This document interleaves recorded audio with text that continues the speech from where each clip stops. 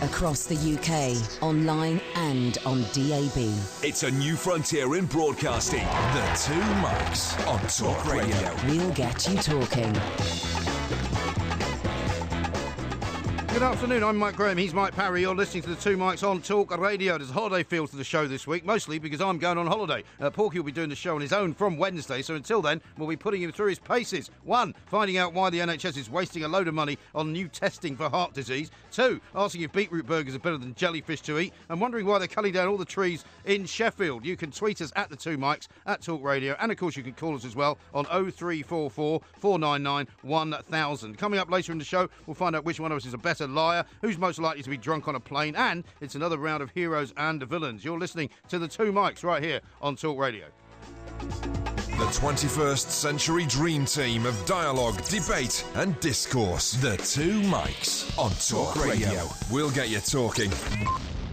This is Talk Radio. We are the Two Mics, and I'm delighted to say it's time to say a very, very good afternoon to Mr. Mike, a Porky, a Parry. Very good afternoon to you, Mr. Parry. Well, I would say a very good afternoon to you, Mike, but except for the fact that, of course, as only 1/3 of my heart works, and one of the major stories we're looking at today is the development of new facilities for people with heart problems. No, this preposterous idea to put a load of testing units into pharmacies and GP surgeries because there's so few people in there that they've got nothing better to do. I do somewhat resent you not giving, the chance of extra life, more life, longer life and good life to people who suffer from something which you currently don't appear to have. But believe me, with your lifestyle, your alley cat and wastrel lifestyle... You're now wishing me dead, are you? I'm not wishing you dead, but believe me, the way that you go through your life, you are an absolutely prime case for the need for greater detection of heart problems early on. Is that right? To try and save you from an early demise. I'm not the one that's suffering from a chronic heart disease, am I? No, you're not. That would be you. And it's called acute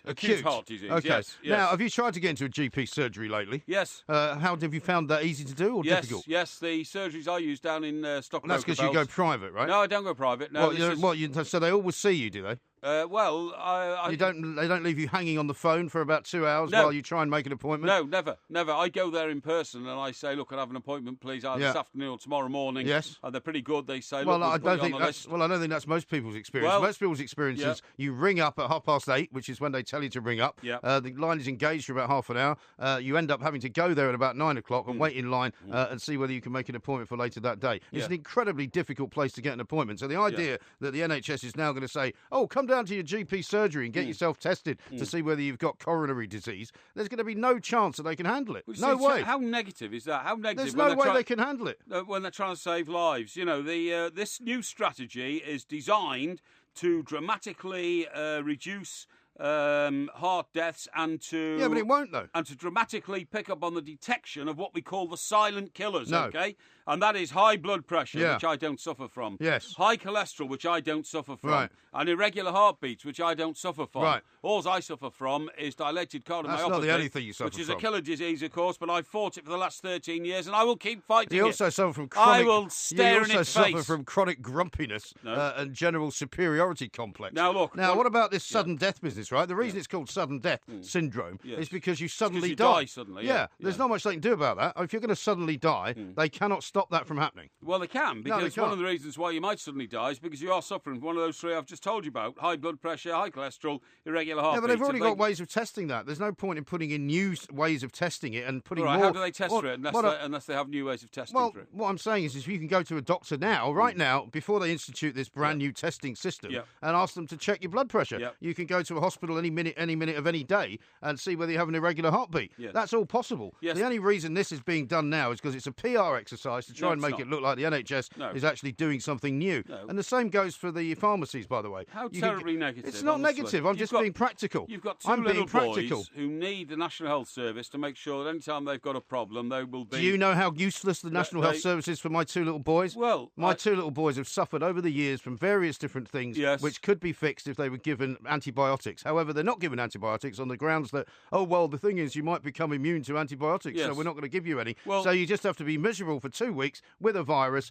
or with whatever it is that's causing pain to you, and you've got earache and you've got a throat ache and you've got all sorts of horrible things going on, but we're not going to help you. They're useless. Absolutely useless. Well, you say that, but of course you must also understand that most people, when they get a cold, go and ask for antibiotics, and in 99% of cases, antibiotics are not the thing that cures the common cold. I'm afraid it's only I'm not talking about and common hot colds. drinks and letting it go so through now the you're system. a medical advisor. Well, I know full well that if you start taking antibiotics for some forms of heavy cold, they're useless. Yeah, I'm not talking about that. And you are then making your body immune to the benefits of antibiotics when you need them. I'm not talking about that. The point is that everybody who's got children out there will understand what I'm saying, because they take their kids to the doctor, they know what is wrong with the kids, and the first time you go to the doctor, they say, oh, we'll give it 3 or 4 days and see if he gets any better. If not, bring him back. No, it's not good advice. It is absolutely hopeless, because the poor child... Where did you do your medical research? Well, then? I've got 4 children, and I've had this all my life, okay? Right, and I know exactly what the children need. You've got it wrong every time. No, I know. I know exactly what they need. I know exactly when they're sick. I know exactly what they're suffering from. Yes, I do. Yeah. And what I know is that the NHS in this country does not work. When you go to America, where you have lived, right, and I've lived there with my children as well, they fix things automatically right on the spot. And how much do they charge you? Well, it depends on whether you've got insurance or not. But normally you have insurance, they don't charge you anything. That's not the point. So if you're telling me the reason they don't give antibiotics is because of the cost, you may well be right. But what I'm saying is the NHS is already complaining that they're under terrible strain. They haven't got any time to do anything. Now they're going to suddenly find time to give loads of people, millions of people, tests. They're not going to. I don't think you've read the proposals. The idea is that when you're sitting in a waiting room in a doctor's surgery, you're basically not doing much. You're sitting there wondering, what the doctor's going to say to you, how long it's going to be before you get into the actual surgery. And you're often sitting there for surgery. a lot longer than you're supposed to be sitting there for, because they always run over with the appointment times. Of course they do, because they might have some, desperately ill patient that they only just found is desperately ill when they've examined them. Right. The point is, what they're talking about here is putting blood pressure machines into waiting rooms, heart rate monitors into waiting rooms, cholesterol machines that can detect whether your cholesterol is, dangerously high in waiting rooms. So it's like a self-service NHS facility. That's not true. It is true. This is what the proposal says, right? Yeah. Cholesterol can be checked with a simple test. A doctor, nurse or pharmacist pricks the patient's finger and drips the blood onto a paper strip. It is not a machine. So you're going to have to need somebody who is there physically to do it. It doesn't say anything about a machine. No, you won't. Where does it say there's a machine? There will be a machine. There's a machine in the surgery I go to test your own blood pressure. There'll soon be one for the other ones I'm talking about. Well, not according to this story that I'm reading here. Pharmacies and GP surgeries will be encouraged to display adverts urging patients to come in and get their cholesterol and blood pressure checked by a nurse. Well, by a nurse. Once, that's all you need to do it, then you check it yourself. I know somebody who was recently diagnosed with cholesterol, and at the surgery they were given a little machine, a little black machine, and what you do is you get these little pinprick things, and then twice a week, this friend of mine who's a lady is asked to... Friend of mine who's a lady? Yes. And which lady's friend is this? No, it's somebody who I know who's been diagnosed with high cholesterol. So what she's been told to do is just to prick her finger twice a week, and when the blood comes out, to stick a little... and they gave her that for free, did they? They have that for free. So how much is that costing us then, a taxpayer? Well, it's costing us a lot less than it would be if she had to go to the surgery 2 times a week to have a blood test. No. She does it herself, just because you've got a dodgy heart... does herself, and she keeps a log. Just that because is, you've got a that dodgy is heart... self-medication, which is good. That's not true. I mean, this is going to cost millions and millions of pounds. Yep. It's not going to be possible to make it work in most surgeries because there aren't enough people to actually administer the tests. Yep. As for pharmacies, your guess is as good as mine how long the queues are going to be when people start to line up for one of these tests that they have to be given by a pharmacist. No. And you know what pharmacists are like. I told you about my pharmacy story where I went in and the pharmacist was at lunch. Right.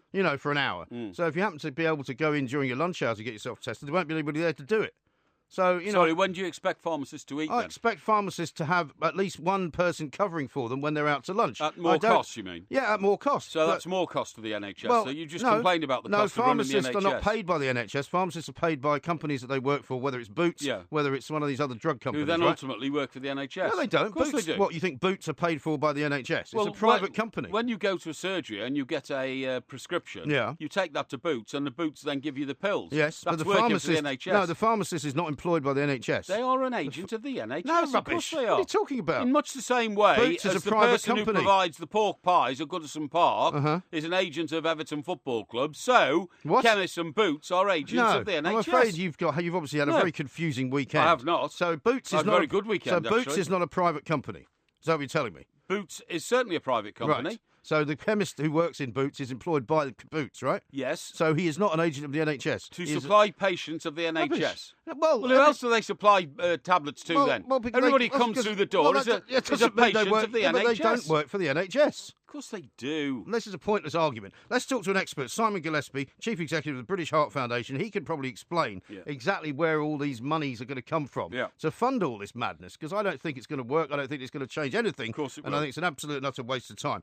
You can call us, of course, as well. The number is 0344 499 1000. Have you read that out properly? And I'd like you to read it out again, because people are going to need to learn the number. That's right. Because they're going to be ringing you on Wednesday and are. Thursday and Friday. They certainly are. The non-mangled mouth version is 0344 499 1000. OK, we want to hear from you right now. Absolutely right. This is Talk Radio. The Two Mics on Talk Radio. We'll get you talking.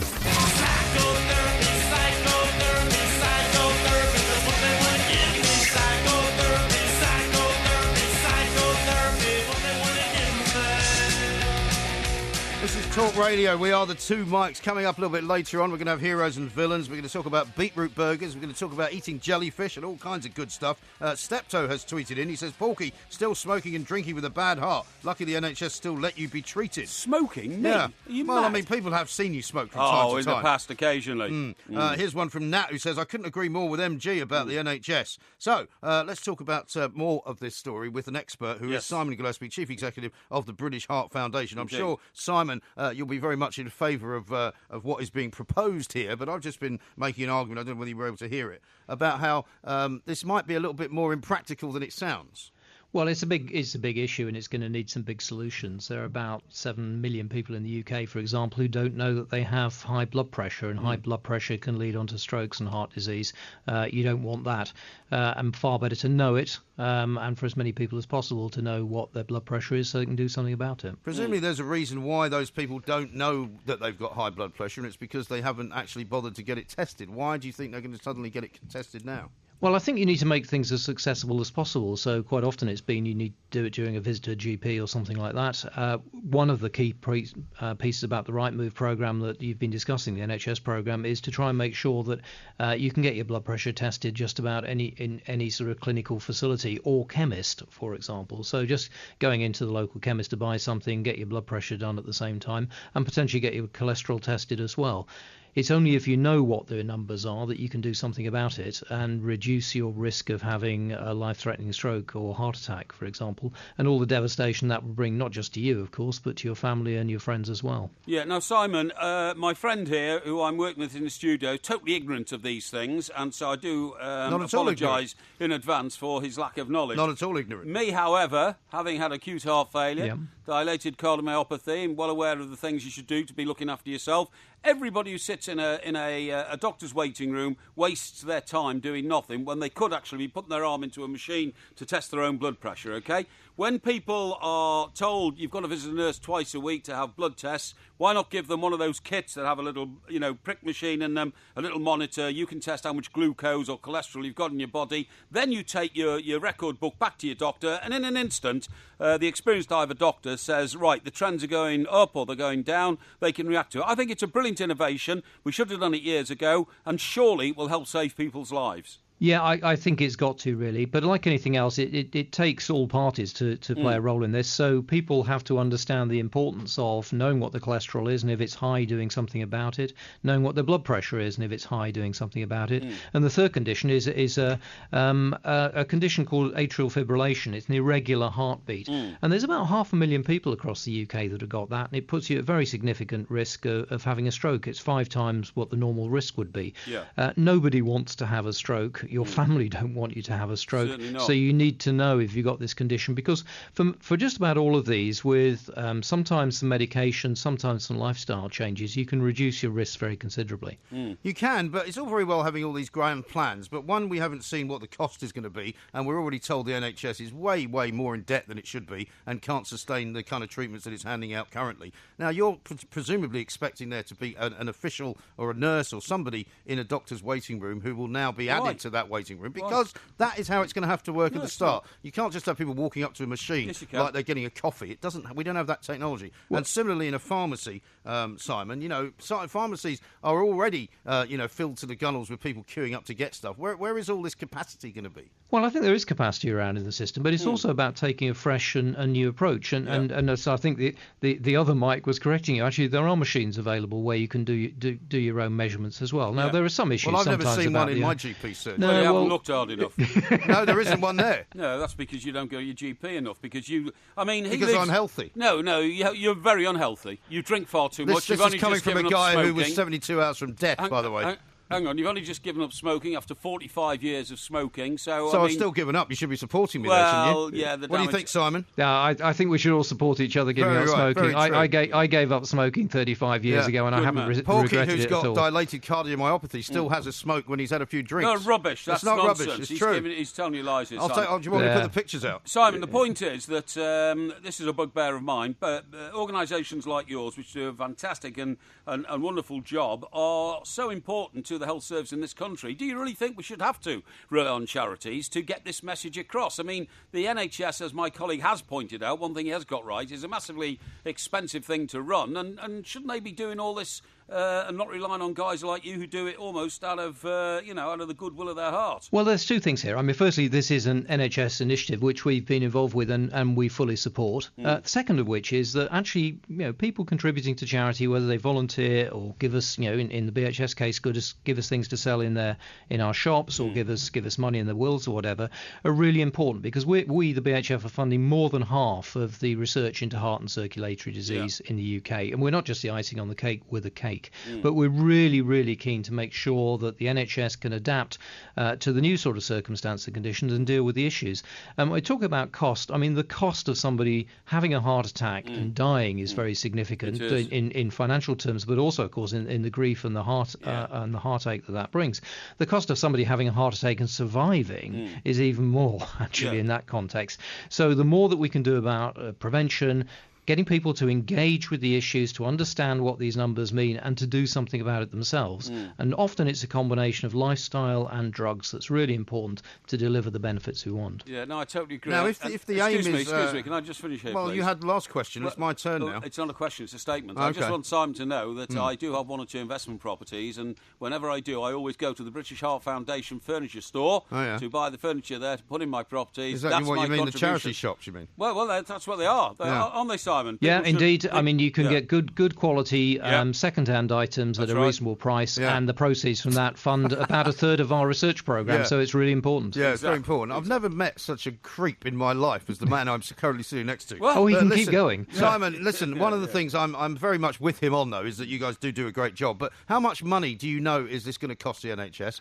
and how often are we going to be seeing these, if they are machines or people, to reach the sort of the point at which it has an effect, and every GP surgery has somebody or something in it so that people can be tested? How long is that going to take? Yeah, well, ultimately you're looking at millions of people that we need to get more engaged with, and for people to engage in their own health so they know those numbers. And so it's not going to happen in the next week, it's not going to happen in the next month or year. It's going to be a 5 to 10 year program. Right. But it's one that we've got to engage in, because we see increases in rates of diabetes, we see very high levels of physical inactivity, still quite high rates of smoking in many of our communities around the UK, which need to be dealt with. And so if people can understand what the consequences of those sort of things are for them, they can help do something about it. And I say often that's a combination of some lifestyle changes and medication to really reduce your risk, to enable you to live a much fuller, more active and productive life. I agree, and it's always so vital to get people young. I always, notice whenever I go for my annual checkups to Harefield Hospital, Simon, that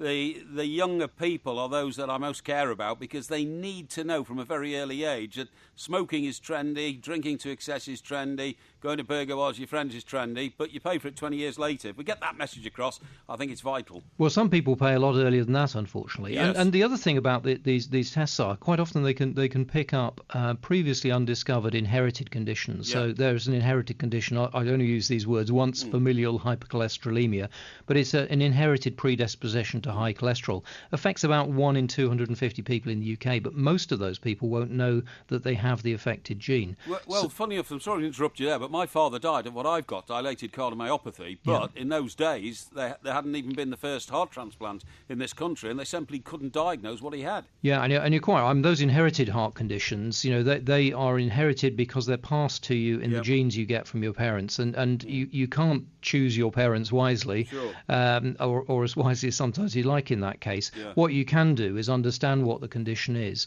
and we're doing a lot of work to try and extend various screening programs to try and pick up some of these inherited conditions, as well as the ones that are specifically mentioned during the program. Then you start to get into all sorts of weird ethical situations, don't you? You start saying, well, if people have got some terrible condition, should they not be able to pass it on to their children? So maybe they shouldn't be having children. I mean, that is a massive step. Well, I don't think you get quite to that's a big leap. I mean, the key thing is to know and then introduce treatments. And again, British Heart Foundation research is looking at a number of things, better treatments, but also how we can, for example, prevent these sort of conditions occurring in the first place. Yeah. But the key point for today is this is an ambitious program. Very think ambitious. You're quite it's right. Not realistic, really, is it? Let's face it. Of course it is. I think it's absolutely realistic, but it will take time. It'll take commitment, energy, and the will to do it. Because and it'll take a lot of money as well. Well, it will save a heck of a lot of money in the medium to long term, and it will save an awful lot of heartbreak. All I'm saying, Simon, and I'm not trying to be rude here, is if you were a politician, you'd be asked to cost this, and so far I've been asking you that, and you haven't costed it. Well, it's not our project to cost; it's the NHS's. But the normal thing that comes from this is that actually there may be some cost short term, but you reap the benefits in very early in the medium to long term. Absolutely, totally agree with you. Well, listen, Simon, it's been a pleasure talking to you. Thank you very much indeed for being the informative part of the organisation. Yeah. Mr. Parry, on the other hand, is still being as rude as possible to me, and as creepy as possible to you. He's probably looking for a free heart. No. Sorry about the ignorance of my co-presenter here, Simon. He just simply doesn't understand, It's great to speak to you guys. Thank you. Thank you very much indeed. That's Simon Gillespie. Perhaps you'd like to give us his title. What do you mean? What's his title? He's Chief Executive of the British Heart Foundation. He is indeed. How about this from Ben? One of these days you will stare death in the face, and then you will have a looking at it right now. I'm looking at you. You are death. You will have a less cynical approach to all this, okay? Listen, you don't believe it can happen to you. That's not Nobody what I'm saying. does until it strikes. That's not what I'm saying. And you were not anywhere nearer death than you are now. Otherwise, you wouldn't be able to get up. 36 hours away, rubbish, pal. Not close enough, as I've often said. Well, Ben Davis says this: I had an MRI and the results in 24 hours in a town in the middle of the Ukrainian steppes last year. Yeah. I couldn't see the NHS achieving that. Yeah, well, I don't know what you're doing on the Ukrainian steppes, pal, but... if I were you, I'd get a second opinion. Yeah, I would as well. The machines they use in the Ukrainian steppes are not exactly the most sophisticated in the world. Well, what was it? A bit of bamboo and a... I don't know why you should be slagging off the Ukrainians. I'm not slagging off the Ukraine. Shocking behaviour. The 21st Century Dream Team of dialogue, debate and discourse. The Two Mics on Talk Radio. We'll get you talking.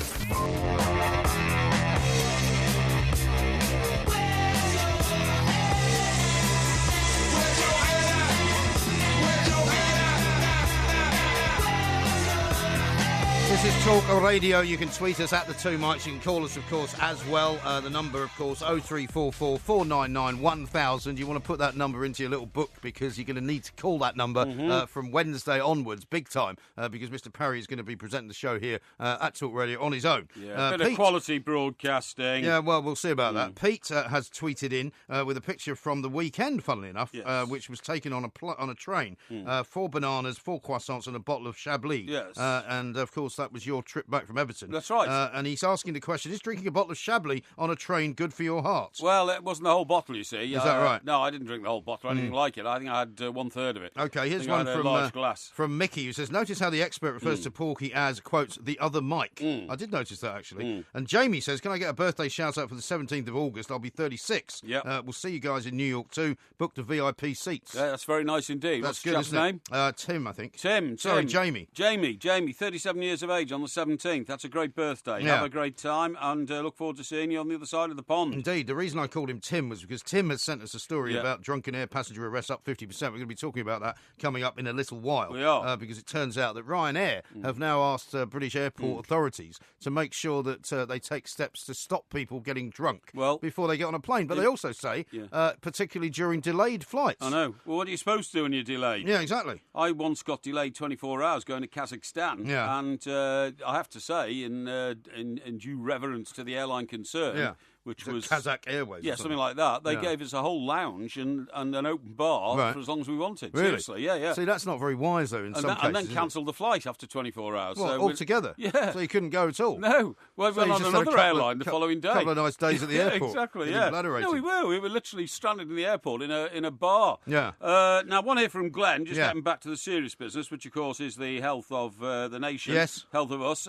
Glenn says, an Omron M2 basic upper arm blood pressure monitor will cost you just under £25 if you have a look on Amazon. Oh, yeah? It could save your life. And Glenn's absolutely right. We've got to get wised up. And Have you got one of those? No, I don't need one. Why not? Because I know all about my blood pressure and all that. My blood pressure's lower rather than higher. Right. And, well, don't you need to constantly monitor it, though? Yeah, well, I do. Well, what do you monitor it with if you haven't got a machine? I can feel it. You feel your blood pressure? Yeah, I can feel it. Are you sure? Yeah, definitely, yeah. Oh, by the way, sorry. You talk such a load of rubbish. No, Jamie's only 36, not 37. It's the 17th of August, but he's 36. Oh, okay, there you go. Note, Gemma says this. Please tell that donut my cousin is a pharmacist at Boots, and he is definitely employed by Boots and paid by Boots. Hashtag plank. Yeah, okay, that's very good. Now, Emmy, I'm not sure if Emmy is a man or a woman, lady or man, I'm not sure, but Emmy.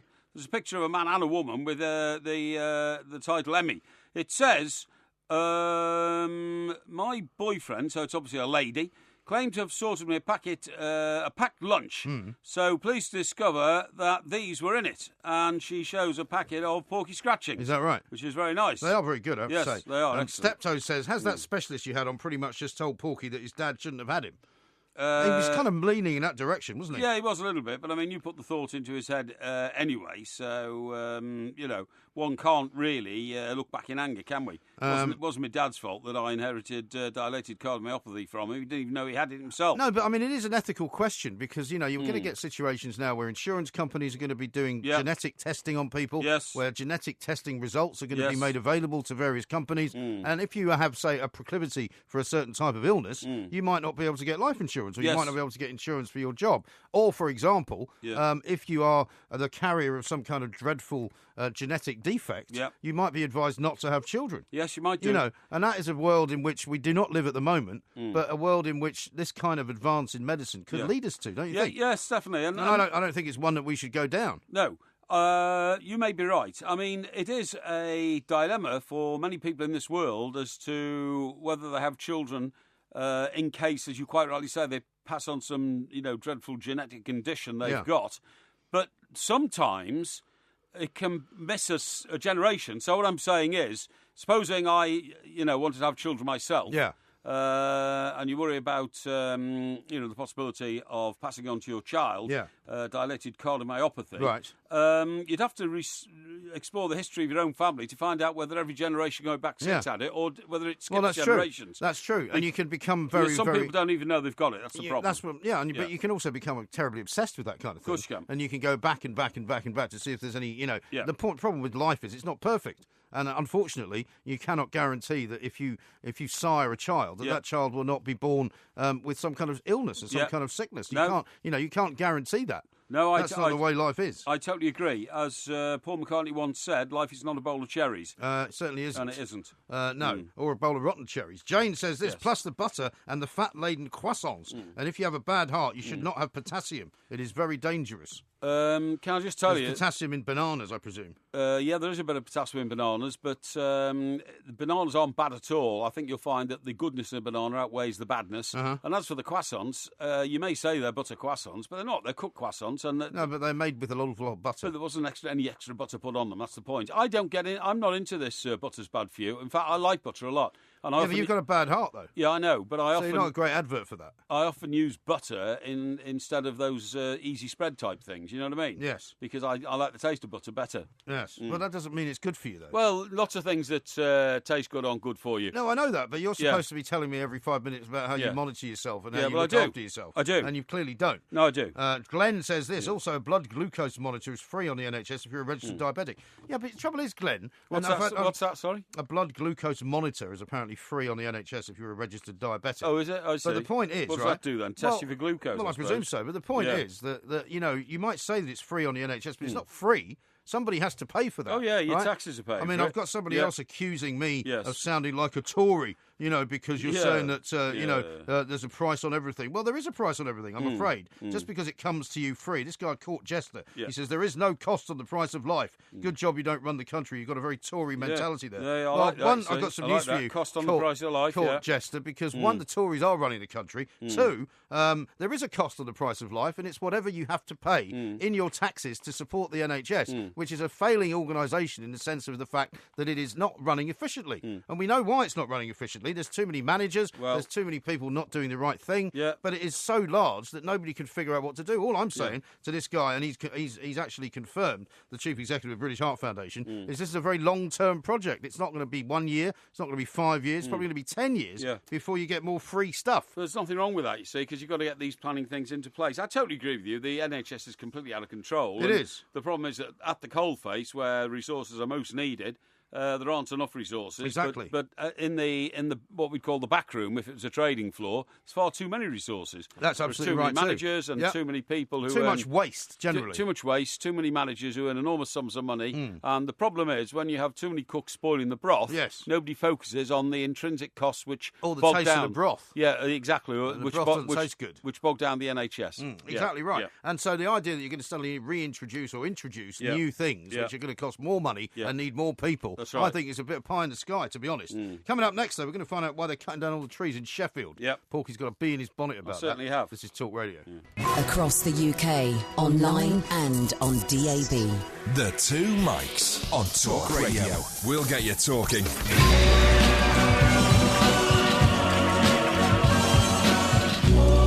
OK, now David Walliams can be found here on Talk Radio, and you can hear him on Story Hour this Sunday from 3 p.m. Fantastic stuff. The Britain's Got Talent judge, now a popular children's author, will be reading his books over the course of the next few weeks in association with HarperCollins Children's Books. Don't miss David Walliams' Story Hour this Sunday from 3 p.m, only on Talk Radio.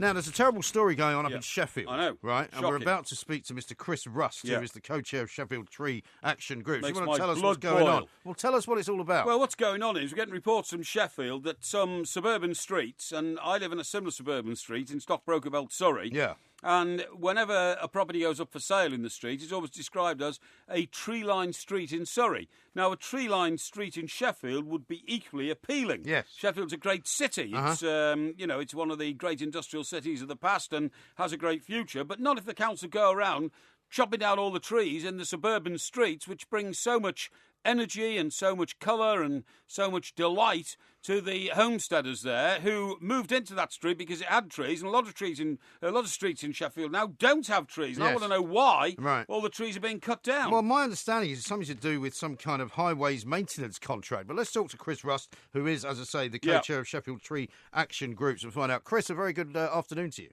Good afternoon. Yes, nice to talk to you. Yes, nice to talk to you as well. Is this right then? Is it all happening because of a road programme? What's going on?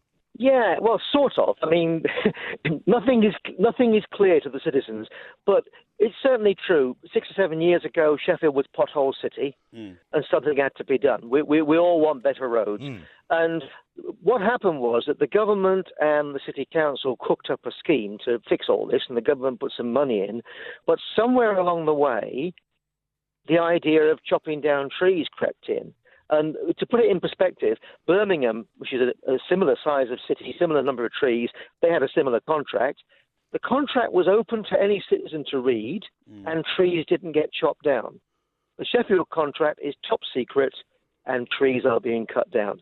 More than that, we don't know. Yeah. Well, interestingly enough, we asked the Sheffield City Council to come on and explain what they were doing, and they refused. So clearly democracy is not big on their agenda up there in Sheffield. Well, they're feeling very bruised at the moment because they've been had an attack from a government minister, Michael Gove, as you probably know. Yeah. They then responded to Michael Gove with all kinds of claims that, most big organisations are quite good at the PR and the spin. But then it turned out some of the things they said weren't true. And big organisations like the Woodlands Trust have been really giving them a going in the last couple of days for misrepresenting their relationship with Sheffield Council. So it's all. I can understand why at the moment they're thinking we better not talk to the press for a while. But certainly there's been a huge battle, and we've been in court twice. We were in the High Court a couple of weeks ago. They're trying to stop protesters because 2 years ago, people on a little road called Wayland Road saw the tree fellers arrive, and the residents just rushed out and said, "You can't come." They blocked the street. It was kind of very early days, and that's gone on. Basically, residents across the city have been standing on their streets under trees saying, "Don't chop this tree down." Yeah. Of course, the fellas can't work if there's someone under the tree. No. So the council are trying to stop that. Yeah, see, what I really don't understand here at all is, have you been able to ask the most direct question, why are you cutting down our trees, and have the council come back? I can understand if all these trees were diseased and they were in danger of falling on a child playing in the street, but it doesn't sound like that at all. What happens, what happens, Chris, when you ask that direct question, why are you cutting down our trees? Well, that is exactly the problem. You're right. About 50% or more of these trees are completely healthy, and we had experts to look at them, and they're saying we can't see the problem. Any other town or city, it wouldn't be happening. So when you ask the question, there was one row of trees where they said, "Oh, it's danger to cyclists." So I said, "What do you mean?" "Oh, well, the roots project between 4 inches and a foot into the roadway." Well, they do sort of, it's like a little bump. Yeah. And if a cyclist came along, they could kill them. And we're sort of saying, come on, don't be silly. And all you get is a kind of, I don't know, a sort of circular argument, a sort of ducking and diving. Nobody ever will say, well, yeah, here's the evidence why it's dangerous. It's the consequence. It's the consequence of. For me anyway. It's the consequence of the over bureaucratisation of Great Britain. It's the sort of places where you can't park anywhere for 2 minutes, even though it's Sunday night at 11:30 at night, because the rules say you can't park there. Do you know what I mean? I mean, we've got this sickness now in this country, and this sounds like something similar, where some maniac has decided that one cyclist could be killed by this route, therefore we'll rip up the whole street for the trees. Well, that's right. And I used to work for a big university. I used to work with health and safety people, and the real health and safety people are great because they'll do anything they can to help. But the people who hide behind health and safety usually don't understand what they're talking about, but they'll clutch at it as an excuse, And you're quite right. Show me the statistics that said cars are damaged by these tree roots, half a foot from the curb on a quiet residential street. I might believe you, but we've not seen the statistics. We've not seen the facts that would back up their claims. That's right. Now, Chris, has any householder yet sued the council for devaluing their house? Because I live in a very pleasant street in Surrey, and it is always sold whenever property goes, as I think I've said. Apart from the occasional abandoned van, of course. Well, which is got rid of very quickly, as a tree-lined street. Now, if somebody came round and started cutting these trees down, it would seriously affect the value of my property, and I would sue the council unless they came up with incontrovertible evidence that the tree was about to fall down. Now, has any householder, or group of householders, gone down that route? It may happen. People are talking about that sort of thing. They're talking about taking legal action because the tree fellas are working over their gardens without permission. That's one of the things that's going on. And also, there's really good evidence that if you remove a big chunk of tree canopy from a street, the health of people suffers. Yes, it does. There should be planting more. On the streets where people have poor health, they should be planting more trees. Well, I'm surprised as well that people aren't coming at this from all sorts of angles. For example, what sort of impact is it going to have on the local wildlife, on the creatures that make nests in the trees, the birds, and possibly the local wildlife trust have been very active in this, but their voice isn't being heard. It's like we've got every environmental organisation in the country, it seems, coming out in favour of our trees. Yeah. And yet the council don't seem to really get it. And what are the local MPs? What are the local MPs? Well, Michael Gove's had a go already. Yeah, Michael Gove has, but Nick Clegg was an MP for Hallam Sheffield, wasn't he? Shouldn't he get involved? And he had a lot to say about a lot of things, not very usefully. Shouldn't he get involved in something that is useful, stopping trees being chopped down? Well, he did get involved, and he did quite a lot of help. That just proves how useless he is, then, isn't it? Because it's not happening. Well, I'm not saying anything. But unfortunately, the poor guy got voted out, so he's not there. But the local MPs, who are mostly, it's a Labour council and Labour MPs, so they tend to kind of talk to each other quite a lot, and they're kind of saying things like, "Oh, well, it's a local issue, not a national issue." But actually, it is a national issue because it's these very complicated 25-year contracts that the government insists on, where who can predict 25 years ahead what's going to happen? How can you plan that far ahead? Also, it's a £2.2 billion contract as well, and it is, after all, I presume, taxpayers' money they're spending here. Or every single penny, yeah. It's shocking. There's And a few bankers making some money out of it. Oh, absolutely right. And also, whenever they're cutting trees down in the Amazon, we're told that it's the lungs of the planet Earth that are being damaged. I mean, these are the lungs of Sheffield that are being damaged, presumably in this way. Well, exactly, because I say that there's really good evidence that living with trees close by is really good for your health. The other thing is that if I had a tree in my garden and the city and I wanted to chop it down, the city council would be down on me like a ton of bricks. Yeah, they would. It's kind of, but there's this sense that they've trapped themselves into something that they can't control. And because of the secrecy in this huge contract, it's not possible. They were asked in court about 5 times this month, would they reveal the contents of the contract, and they refused every time. Yeah, see, I don't get it. Can you not go for one of these special orders to get them to reveal publicly what the real reason is for chopping these trees down? I mean, for instance, how do we know they haven't got some sort of spurious deal with a bloke who's got a timber firm and they're chopping down the trees in this street and flogging them for profit to some timber merchant or something? Well, I tell you what, that at least would be understandable. Yeah. Whereas, we've looked at all those possible avenues of money saving, of profit, and in the end, you can't see it. You can't actually see how they make money out of chopping these trees down, because it's about 2,500-3,000 quid's worth of work to chop down a tree. Oh, definitely. I mean, we had a tree in our street which swayed in a storm and touched the roof of a house nearby. Yeah. That tree had to come down because it damaged the house, and therefore the roots had been disturbed. And that was a huge job. They brought in a crane big enough to build a 16-storey block of flats, and it's a big job. So they are spending huge amounts of money on doing this reckless programme of vandalism, which must stop, and I'm going to get involved. I think you should. Now, how about this? We've got a text here from somebody called Will. I want to read this to you, Chris. He says, I live in a village near Sheffield. My neighbour complained that a tree on council land next to her garden was dropping leaves into the garden, so they chopped it down. I mean, have they got some kind of mad tree chopping sort of tendency up there? That's really interesting, because actually the city council say quite a few people would like the trees removed because they don't like sweeping up the leaves. I don't mind; it's good fun. Yeah. But the council say in Sheffield anyway that leaf fall, shade, interference with TV, all that is not a reason for felling. But they've got their own reasons for felling, which they don't. The ones they give us never seem to quite add up. They'll say, "Oh, it's." I tell you, one of the things they do.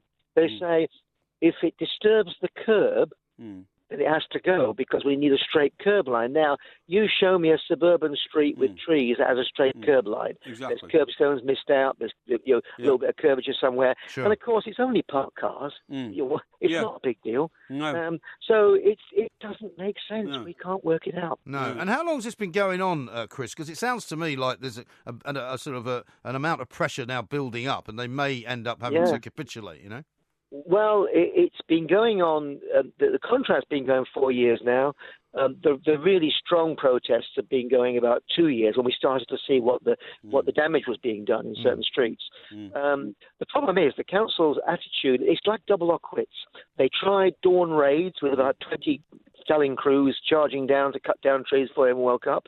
That didn't work. They tried arresting people. That didn't work. The police actually pulled out and said, "We're not having this." Can't Mr. Gove now bring his influence to bear? I mean, he's a member of the cabinet. He should have influence. Can't he order some, in some way, the Sheffield Council? It sounds a bit like sort of one of those Ealing comedies, from years ago, where the council is run by some mad Peter Sellers kind of figure, and he's just not allowing anybody inside the council chamber. Chop down the trees.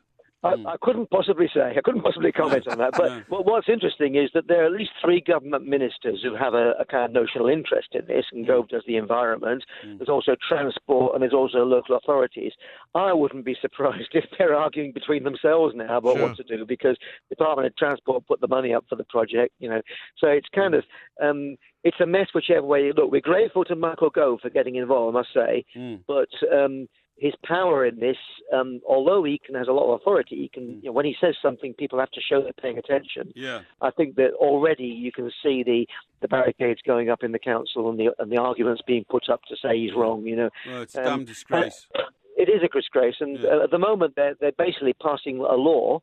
Literally, we'll know tomorrow if they've done it, that will prevent anyone in the world standing under a tree in Sheffield. Yeah. Good God. Incredible. Absolutely amazing. incredible stuff. Well, Chris, listen, good luck with it. Yeah. Porky's going to get thank you very involved, much. so, you may just push everything over the edge. You never know. You might get some success. Exactly. Well, you should maybe get to occupy one of the trees like Swampy used to do. No. One of those, those slings that you used to sort of put up the tree. We have foot soldiers for that. I've got to use my brain to try and counter this All right, one. we'll see what we can do. That was Chris Rust, of course. He's co-chair of Sheffield Tree Action Groups. Sounds horrendous. It sounds like bureaucracy gone mad. It does, yeah. And it is, as I said, a real sickness in this country where you get the most ridiculous rules coming out from these ridiculous councils, and they're so sort of intractable that they can't use any common sense. Just removing these trees, by the way, is a hell of a job, Yeah. Remove a tree. I mean, it's massive. Yeah, it's also noisy. You've got to cut the thing. I presume they've got to cut it down. Heavy-duty flatback lorries. I mean, if you're sitting, for example, in a house in one of these streets, right, and they're sticking the tree in the wood chipper, yes. I mean, it makes a hell of a racket. It certainly does. And it be going on all the time. Yeah, it certainly does. That's a terrible story. It is. Absolutely. I'm ashamed to be British under this circumstance. So am I. Now, don't forget, of course, coming up later on, we will be doing Heroes and Villains. Tomorrow, we're going to do Ask Porky. Yes. So basically, if you've got any questions that you need answers for, any problems that you need solving, you can hashtag it Ask Porky. Yes. Tweet it to us at the Two Mics, at Mike Parrier, at IROMG. And, of course, there'll be lots more to talk about as well during the show. Because coming up in the next hour, we're going to talk about beetroot burgers. Yeah. We're going to talk about this guy who ended up going to Las Vegas by mistake. And we'll be talking about drunks on planes. Indeed. This is Talk Radio. Yes. The 21st Century Dream Team of dialogue, debate, and discourse. The Two Mics on Talk Radio. We'll get you talking.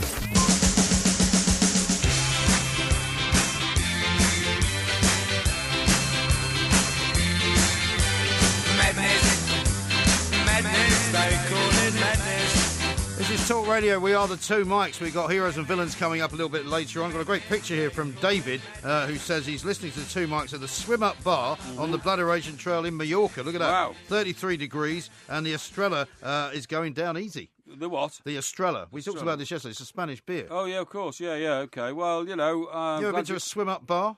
Yes. Have you? Yes. Whereabouts? In Qatar. Qatar? Yeah. Oh, blimey. And that must have been hot. It was very, very hot indeed. It was when England played Brazil there. Wayne Rooney was captain, and Ray Parlour and I got in the bar afterwards with most of the cabin crew of the Virgin Airlines plane which we were flying back on. No, there wasn't any drinking going on that plane, was it? Well, I don't want to get into it too deeply. Because we will be talking about drunks on planes a little bit later on. And actually, it wasn't Virgin. I've just remembered. It was another airline. Was it Qatar Airways? I'm not going to mention who it was. Why not? Because the plane was delayed by the fact that we all frolicked around in the pool for far too long. And hopefully the pilot was not amongst these people. No, the pilot was not amongst these people. But, unfortunately, the plane was left waiting on the tarmac. I thought it was meant to be a dry country, Qatar. Qatar's a dry country in parts of it, but if you get inside a Western hotel with a cocktail bar, I've never seen such lavish bars in my life. That's what Dubai's like as yeah, well. exactly, yeah. Shocking. But, it was a beautiful pool, and I've been in those before. I mean, almost everywhere you go now has got one of those pools inside a swimming pool, hasn't it? A bar inside a swimming pool. Well, I mean, you say that, but not everywhere I've been has got one. I'm trying to remember where else I was, because they usually make the seats of stone. They had them in Mexico. When I had one quite a few actually in Mexico when I was in Mexico. I'm sure I've been to places like the Seychelles, and they've had them there, and in the Caribbean they have them, don't they? All that kind of stuff. Yeah. Listen, I'll tell you what I want to talk to you about. Right, is Hungerford. Hungerford, right? Yes. Now the reason is because it's 30 years ago, the anniversary of Hungerford. Is that right? And Michael Ryan was his name, wasn't it? That's right, yeah. The lone handyman, a loner who walked around with a gun under his arm, just randomly killed 16 people. Well, he just started walking down the high street, he did, didn't he, with a rifle? He told somebody, I'm going hunting human. Yeah. And he was clearly, obviously, massively unbalanced and all this kind of stuff. But deranged. The reason it's its 30-year anniversary, and I only mention it in passing because, 16 people were shot dead, 15 more were wounded.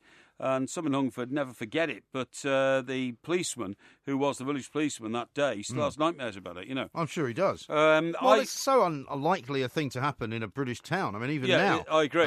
There are still very few guns in this country. I agree. We hear it sort of about gun incidents in certain parts of Manchester or London or Liverpool, the gang-related type stuff. But you just don't see. I mean, one of the things that was quite shocking to me, even and even I don't know whether to you, but I don't know if you've been seeing some of these demos in Charlottesville, Virginia, where people are walking around with like automatic weapons. Yeah.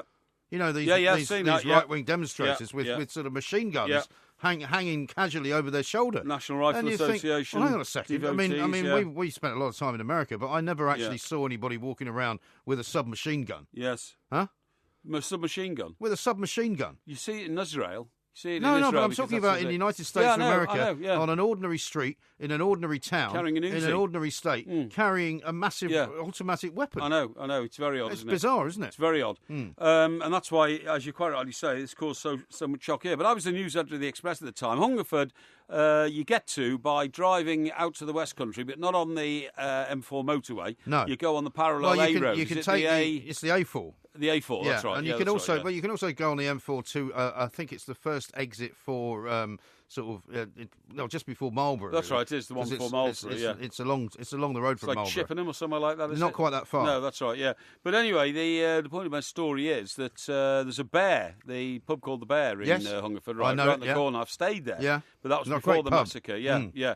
And it still sends a shiver up my back when I see the name Hungerford, because on that particular day, I was down in the Popinjay in the old building in Fleet Street, right. and I suddenly got a call from upstairs. Something's going on in a village down in Wiltshire. Yeah. And I said, what is going on? They said, there's been a report of a shooting. By the time I got back upstairs, I went straight back up. But you can't envisage that kind of a shooting, can you? You think maybe some farmhouse thing has gone on. Yeah, there was 3. Yeah. And then by the time I'd sort of got my jacket off and started picking up the phone, it was 5. Yeah. And then it was 6. Now, fortunately, we had a guy who covered that patch called Alan Rees. Yes. Who lived just down the road. Lived down the road in Marlborough, and who basically ran the sort of West Country, certainly on... Well, Hungerford is basically right on the county line, isn't it? Because it's still in Berkshire. Yes, that's right. But Wiltshire is about 2 minutes right. away. And it's a very, very pleasant little town with as I recall, it's got a river that runs through it with down in steps, a weir, like a sort of weir. And it's on the edge of the Savernake Forest as well, isn't it? Right on the edge of the Savernake Forest, absolutely right, which is a sort of hunting forest and all that kind of stuff. And anyway, as the day went on and wore on, I mean, the casualties started mounting up, 8, then 10 and 12, and, people, there's 6 wounded, there's 7 wounded, 8 wounded. It was amazing. Yeah. And in the end, the army went in, apparently, although this is not, generally accepted, but undercover... Did he not shoot himself in the end? Or? Yeah, I think he held up in the schoolhouse. Yeah. And I think he turned the gun on himself and blew his own head off. Nobody ever quite knew what his grievance in life was. Yeah. But there was a story we nearly published, but we didn't, that in fact, because it's right in the middle of military territory, there's a lot of army bases around there, and there's Air Force Not far bases. from Salisbury Plain. Not far from Salisbury Plain, where the tank regiments are. And there's a very big army town on that road, the A4, that a couple of members of the elite SAS actually were, there within an hour. Yeah. And they just sort of made things happen. They took him out, and it's never been proven or anything like that. We don't really know what's going on. Well, it certainly would make sense in that part of the world, wouldn't it? Yeah, absolutely, So nobody really knows, but the local policeman... who worked for another 15 years apparently, and came face to face with Ryan, a guy called PC Trevor Wainwright, whose father was one of Michael Ryan's victims who was killed. I think he's written a book about it now, just to try and sort of therapeutically get it all out. Yeah. But horrible day. It was a horrible, horrible day, and one of these major stories you think about all your life. I've got a feeling I was still in America when that was going on. Yeah, I think you would have been. But, because we were still in the old building. Yeah, it even made the news over there. That's right, yeah. Incredible. Now, I've got a couple of good tweets here to read out to you vis-a-vis Sheffield. Paul says, is Kim Jong-un in charge of Sheffield City Council? Well, he might as well be. Barking mad. And then Jim says, 2 words, council jobs worth. And then he says, I'm glad to hear Porky's fighting to save our trees, but isn't he partial to spraying them with ammonia? Well, no, only at the base. You have done. Only at the base where it doesn't affect the tree, and that's just to keep the dirty dogs away. And it's worked incredibly effectively, by the way. Yeah. Since I started that campaign, which I now undertake every spring, I spray the walls as well as the base of the trees. Where do you get this ammonia from? Well, what you do is you know these squeezy bottles that have all sorts of cleaning fluids in them. Oh yeah. I get one of those and empty it, and then I put bleach in, and then is that not considered to be some kind of offensive weapon? No, under the current circumstances. No, and then disinfect it, and then water, and that gives it a very. Do people not look upon you as a bit of a sort of local weirdo? No. Are you sure? No, because I stop dogs from fouling the streets, and they know that, and they're very grateful to me. Well, what do they do? Foul the next street?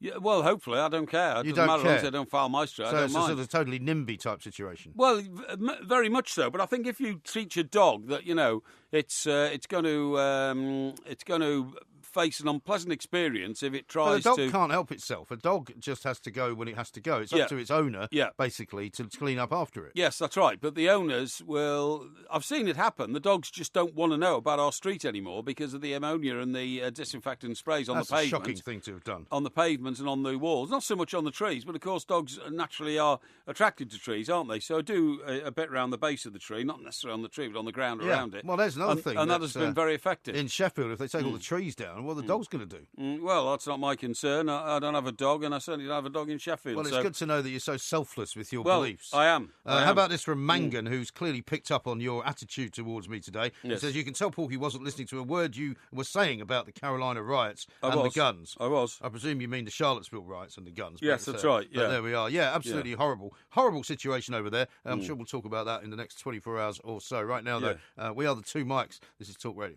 Across the UK, online and on DAB. The Two Mics on Talk Radio. We'll get you talking.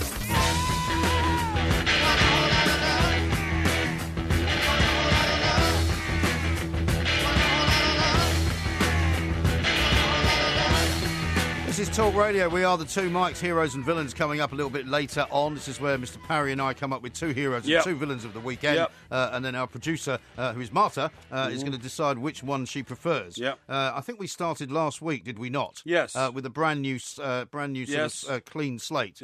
And I've got a feeling that you won. I did win. So you're 1-0 up. I'm 1-0 up, So you're currently leading the charge. That's right. For the first time. And bizarrely, last night, on our new show on Talk Sport, from 10 till 1, we had the return of Winners and Losers. That's right. Which you also won. I did. I'm slightly concerned that that somehow the tide may be turning. I also won my Rooney bet at the weekend. Yes. My trebles came in at 39 to 1. Yes, I realise that, yes. So I'm having a winning streak at the moment. In fact, you cost them quite a bit of money. We can't really talk about that, but you cost them quite a bit of money. There's a lot of people came on the target with you. Now, I've got a question for you. Okay. What are we going to do in London and indeed in the rest of the country when Big Ben goes silent? Because Big Ben is going to go silent in 4 days' time. Is it? Right. Why is this then? Well, this is for maintenance, but for 4 years. As usual in this country, everything takes forever, right? It's going to take them 4 years to fix whatever it is they've got to fix. Yes. Can't they have recorded the chimes of Big Ben and just put them out through a loudspeaker? I mean... Well, that's not a bad idea. Yeah. I was actually wondering if we could ask for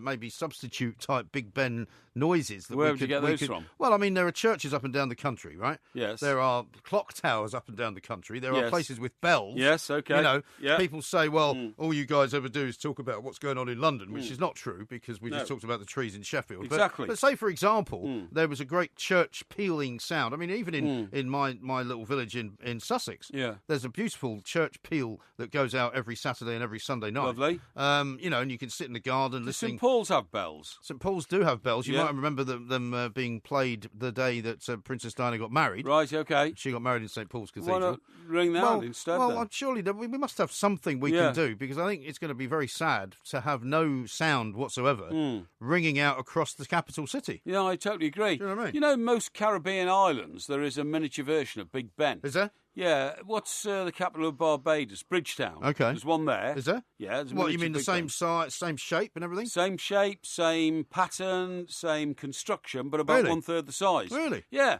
I've never seen. I haven't been to very many islands in the Caribbean. What's but the I've never seen capital of St Lucia? St Lucia. I think it's Castries. Yes, Castries. That's right. Yeah, there's one Where there. the airport is. That's right. Yeah, there's one there. Okay. I've seen one. My only memory of Castries, right, is the first night I went on a yachting holiday, based in that part of the world. And so we went into town for dinner. Yes. Because the rest of the time we were going to be on a boat. Sure. Right? And we sat in one of those indoor-outdoor type restaurants. Yeah, and there was lots of foliage covering the place we were sitting. And suddenly the most amazing sort of thunderstorm happened. And we sat there, and there was so much heavy green foliage that we could sit under the trees and not really get wet. Yeah. But suddenly one of the company that we had started screaming that something had landed on them, right? Right. And everyone else went, "Oh, what's the matter with you? Don't be so ridiculous." Then we all looked and saw this massive, giant, sort of flying cockroach. Oh, God. Which was about 4 inches long. Had landed on her chest. Oh, dear. And everyone else started screaming. And it was the most horrific thing I've ever seen. Oh, God, I can't stand that. And nobody could one even thing I can't abide. and nobody even could get rid of it because it was so giant. Yeah. That it was sort of stuck there. It was Don't want to horrible. know. Oh, it was awful. That happened to me once in somewhere like British Belize? Belize, yeah. Belize, that's yeah, right. did you go there on the Concorde? Yeah, I did, yeah, that's right, yeah. I bet you carried off that as well. I wasn't actually, because Really? it's not a big plane. It's only about... no, I know, but you were still on a Concorde about 120 drinking. people on it. Yeah, but you were flying transatlantic. Yeah, I was, yeah. Didn't that's they give right. you any grog? Well, yeah, but there's not enough time to drink it. It goes so fast. That's the problem, you know. It's almost What, like... so you mean in 3.5 hours you couldn't get bladder ache? It wasn't anything like 3.5 hours. Really? It was about 2 hours, 2.5 hours. I thought it was 3 hours from London to New York. No, do you remember we flew from Senegal? Because we refueled in Senegal, in Africa. And so that's even quicker? Oh, much quicker. It's less than 2 hours to get from Senegal to the Caribbean. That's amazing. Yeah, it is amazing. But no, what happened there was, 1 minute we were all in this sort of lodge, you know, and having a barbecue, and next minute, you're absolutely right, absolutely poured down. Yeah. But then, when it stopped, about 5 minutes later, your clothes were dry again. Yeah. You know, the steam had all risen out your clothes, and it was amazing. Incredible. But but they all have these little miniature Big Bens from the sort of days, I suppose, of colonial. The only ones that don't have them are the French islands, like Saint Barth, Martinique, Saint Martins. Yeah, that's right. They don't. They have Now, like miniature Eiffel Towers. Yeah. Well, let me tell you what's going on with Big Ben. It's going to cost something like 30 million quid to carry out these repairs, right, until 2021. They say, despite the fact that they're going to pause until then, they will still be sounded to mark the occasions of New Year. So they'll still somehow manage to do New Year, because you can have New Year without New Big Year's Ben. Eve, yeah. Could you? That'd be ridiculous. Yeah. But the problem is, right, that it needs work to repair cracks in the masonry, corrosion to the cast iron roof and the belfry, and the frame which holds the bells, which include, of course, Big Ben, because you know Big Ben is the name of the bell. Yeah, the tower, St Stephen's Tower, isn't That's it? right, yeah. Scaffolding's already been erected around the tower, so that's going to be another eyesore for 4 years. Terrible eyesore. You know, I hate the fact that they put. Well, isn't this all part of the renovation of the Parliament, of the House of Commons? Yeah, I think it's fallen so. to bits. They're going to spend $3 billion on getting it right. And in fact, I've seen some MP has put up a plan for a pop-up Parliament. Pop-up like Parliament? a huge tent, huge tent type thing in St James's Park, I think. Well, to be honest, they're not in there very often, are they? No, they're not. No. I mean, Theresa May's only just come back from holiday. That's right. And they're not really going to have a proper session No. in Parliament till sometime in October. No, I think you're right. I think you're right. I mean, there's not even any point in having a pop-up anything. Really. Complete waste of time, I think. Yeah, I totally agree. You see, they've also decided not to build that garden bridge as well. Yeah, now that's interesting, isn't it? Because that was put up by Joanna Lumley. Now, just to explain to our millions of listeners, right, there's not enough bridges over the Thames, obviously, and if they're going to build another one, I hope it to be a road bridge to help the traffic flow. But no, it's a pedestrian bridge. But the whole idea is, remember you see in your children's sort of history books all these pictures of London Bridge, like in the 1300s? Yes. And it was, in fact, a thoroughfare. Well, it had houses on it and stuff. Commerce and trade, Yeah. absolutely right. You know, shops, houses, all that kind of stuff, built on stilts and all that. And we want to go back to that, but make it a garden. Now, I can't see a real problem with that, you know, a footbridge with a garden on the top. But every time we come out of TalkSport Towers and walk one the other, there's all these windows, the signs in, stop the garden bridge, 175 million. Right. That sounds very cheap to me to build a bridge for 175 Well, I suppose so. But the thing about quid. London, though, is that you well know, is that there's no shortage of bridges, are there? Well, there are. There are not enough bridges because No, of course there are. they're always closing them. What was the one that was most recently? Was it Westminster Bridge for ages? Well, Westminster Bridge was closed for a while. Yeah. And then I think Southwark Bridge was closed for a while. Southwark Bridge. But they have to repair them all. I mean, where there is a problem is Lambeth Bridge. is east of Tower Bridge, because there's no bridge then until you get all the way down to the M25. That's right, yeah. And they've been thinking about building something, but the trouble is the river's a bit too wide down there. Yeah, it is. Yeah, you've got to build another big bridge. Well, I think the point is that you don't need any more bridges in the centre of London, Well- whether it's a walking bridge or not. Well, you say that, but I mean... I bet you haven't even been over the Millennium Bridge, have you? Millennium? Yeah, the Millennium Bridge is The walk is one. the- Yeah, I have. it's the I've walked pedestrian it. bridge. Yeah, doesn't it bring you out at the power station on the other side? Or it used to be a Well, power it brings station. you out at the Tate Modern. The yeah. Tate Modern, that's it. Yeah, it's a waste of time. That's almost as useless as a power station, frankly. Well, why do you want them to build another one then? Well, only because I think it adds to the grandeur of the city. If you can say to people, you know, oh, look, there's half a dozen different ways of getting across the River Thames. You can go on a cable car. Yeah. You can go on a Have footbridge. you been on the cable car? No. Well, I have. What? I've been on the cable car. No, I haven't. What would you want to do that for? Well, because it was something to take the kids on. It's Doesn't quite go- good Oh, fun. well, that's okay. That's Well, fine. it also goes to the XL Arena. Well, right? does it? What do you mean, does it? Well, it's on the same side as the XL Arena. No, but it goes from the XL Arena to the O2. You're right. That's Does where it goes. Yeah. Did you not see it when we were down there the other week? Yes, I did. Well, you should have gone on it then. Maybe I should have, but I didn't have time. I don't have time to do these things. You're too busy going to the pub. When I'm working with you. That's your trouble. Now, this mad campaign of yours to make sure that everybody's driving an electric car by the year I haven't got a 2040. campaign. You're the one that launches campaigns. No, I don't launch no, campaigns. you're into it. Can I just tell you? Can I just tell you that one consequence of that would be digging up most of Cornwall to find the lithium that you need. Well, that shouldn't worry you. Which is a vital component for electric car batteries. I thought we were getting all the lithium battery technology from overseas. It'll be cheaper if we dig it up here. And the one place where it is in abundance because of the tin trade from the Poldark era, which is now more or less closed down altogether. Down those tin mines, you can find lithium. Is that right? And when you get lithium, it's a vital component to put into car batteries. I thought you thought all people in Cornwall were weirdos anyway, so why would you care? Well, because Cornwall's I don't think all people in Cornwall You've said are that before. No. Yes, you have. I think Cornwall's a beautiful county. It's got, angry rolling seas on three sides. It's got beautiful scenery. It's got great people and traditions. Really? And I very much like it. But I see. The point is that... when was the last time you were down there? Last time I was down there, 3 years ago, 4 years ago, something like that, yeah. I mean, I can't be everywhere at the same time, can I? There's places I want to see in this country, like Norfolk Broads and all that. Really? But I have to say, the idea now that we're going to dig up most of Cornwall and some of Devon just to provide lithium for car batteries because they can only run 53 minutes on a full charge. Well, you're not digging up. Ludicrous. Well, hang on, you're not digging anything up if it's already got a mine there. If the tin mine's already there, and you're just using the existing tunnels, then how is that digging anything up? No, you're not. What they're saying got it wrong. The tin mines only give you an example of what the seam could be, but the seam doesn't start and end in the tin mines. The seams go right across Cornwall. But you were moaning the other day that all of this lithium mining was going on and cobalt mining was going on in Africa. Yeah, well, it is. A lot of it is. So it's going on in Africa, it's going on in South America. Yeah. Why not do it here? Well, do you mean why do it here? Why not do it here? Well, yes, but what I'm saying is that, they found oil in Saudi Arabia, they found oil in South America, but we still managed to... They found oil in the North Sea, too. I was going to say, extract oil from the North Sea. So, of course, we start to mine our own resources because it saves us money. Well, exactly. You should realise that, but you don't, because your knowledge of economics is... blank. I studied economics at university, actually, but never mind. Here's one from Pete. That was the university course that you never finished, I didn't finish it, no. Right, but I still studied it for 2 years. Porky uses chemical warfare against man's best friend.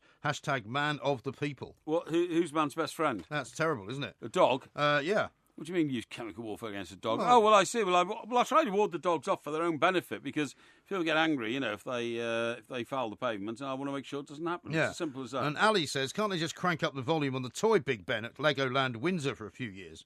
Or maybe they could just bring it over, the toy Big Ben. Yeah, well, it's something they've got to get sorted. But I agree with you. I think the main problem with having any sort of repair work or roadworks or anything else in London in the summer is the effect it has on tourism. I don't want London to look like a building site. It does look like a building site a lot of the time. But it already looks like a building site because they're already building new buildings every single place you turn around. That's right. Yeah, I totally agree. And you don't really want it to look like that. But I mean, I suppose that's the price of progress. Here's one from Andrew. He says he couldn't get bladder raised in 3.5 hours on the Concorde, but he got bladder raised in 3.5 minutes when the Winebird was in. Well, that's not true, is it? I was just doing a bit of tasting of wine, that's all. It was very pleasant, that. Very pleasant indeed. No problem. We'll hear more from the Winebird, of course, coming up in the future, because she may have to make an appearance on our website from time to time.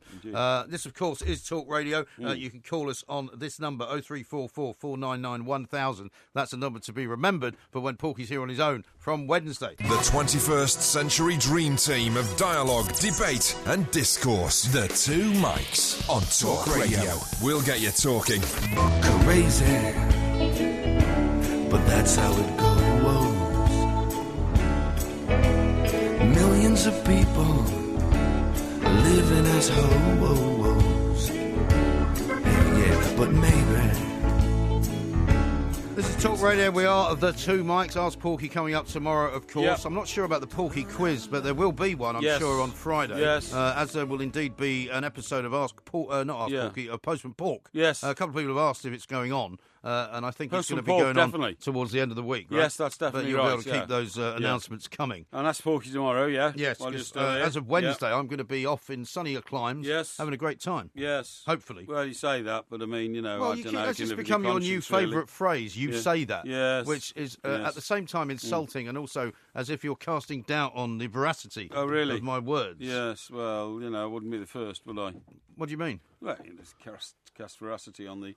Are you feeling all right, by the way? The accuracy of your words. Eh? Yeah, I'm feeling fine. I think you're putting all your words in the wrong order. No, not at all. Now then, I want to talk to you about a nutty cop. A nutty cop? Yeah. Okay. Right, there's a nutty cop, right? Sergeant Peter Allen is a member of a hate crime unit. Hate crime? Yeah. Well, that's good. Yeah, exactly. You need a lot of that. Yeah. So, for instance, should Sergeant Peter Allen be sitting in this studio and I call you Loafface, he could very probably, under his own guidance and own rules, arrest me. Yes, for a hate committing crime. a hate crime. Yeah, and even. And what would your argument be against that? I'd say, excuse me, are you mad? That's a colloquial expression I use, with when we do a show with my broadcasting partner. Keep your nose out of it, will you? And go off and find some real crimes, like people robbing houses or, attacking people's property or something like that. Or Hate stealing crimes, cars. Stealing cars. Hate crimes are very both subjective and objective, okay? Yeah. So, anyway, what he does is he's been nicknamed PCPC. Oh, yeah. Because he is that literally politically correct, yes. okay? There's that word literally coming in for the first time. You haven't used that for a while. But that's because I hate this guy. Now, what this guy does is, right, he's spoken to staff at a Sainsbury's about an aisle in Sainsbury's which says feminine care, and it sells women's products. Yes. He says this is discriminatory against men. He did this a while ago, didn't he? And he was picked up on it by several people, even other police officers who said this guy is an absolute nut and joke. He actually first started this campaign last year. It's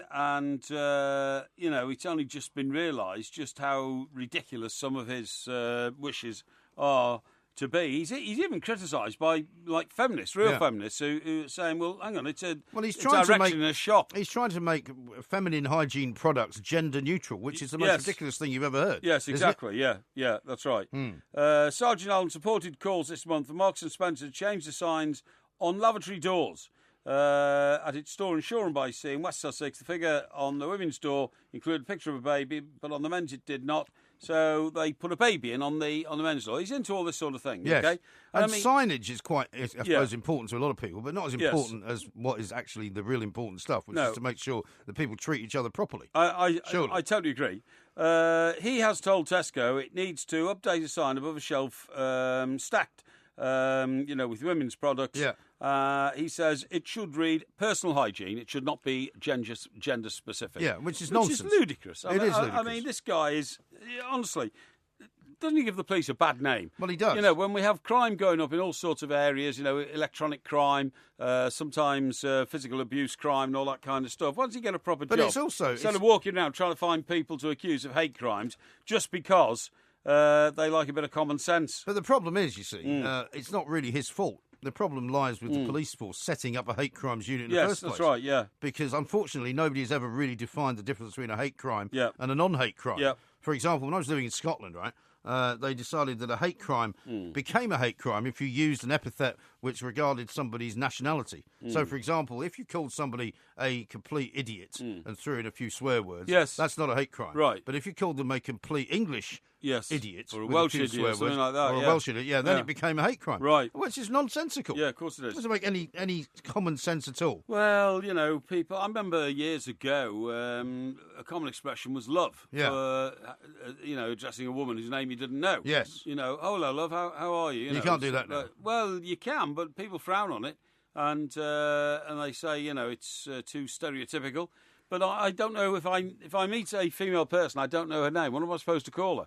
Well, why don't you try and find out what her name is? Well, I would always try and find her name, but if it's in company and somebody's introduced me and I say, oh, hello, yeah. Well, I don't think you can say hello, love. Yeah, well... Well, you can't. I think you can if you or say it... darling. No, dear. If you say it in the right way, yeah, hello, love. That's rather a nice But it's a bouncy colloquial thing as well. Yes. In the north of England, it's much more acceptable than it is down It is, here. I agree. And in Derby, they call you me duck. Me duck. I mean, I've been Hello, to... me duck. If you stop off in any of the many service stops on the way up the M6 driving up to Scotland, I remember when I was first with the mother of my children who were driving up to Scotland, she was quite horrified by all these women addressing me as love. Yes, that's right, love. Yeah. All right, love. And over time, she was like, why are they calling you that? I said, well, that's what they call people. Yes, that's right. There's nothing wrong with it. Yeah, no, it's absolutely right. Absolutely right.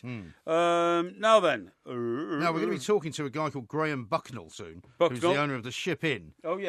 Ely. Yes, that's right. That's right. They play cricket on the shore there. Yes, that's right. They do. On the sand. And they have to make sure the tide's gone out when they play it on perfectly flat sand. Yeah, well, you wouldn't want them to be playing when the tide was coming in, would you? No, you wouldn't, no. No, you certainly wouldn't. Now, I'll tell you what I want to talk to you about. Go on. I'm a bit worried Stockbroker Belt is becoming a hotbed of... it's yobbery now, isn't it? No, international crime. International crime and yobbery. Crime.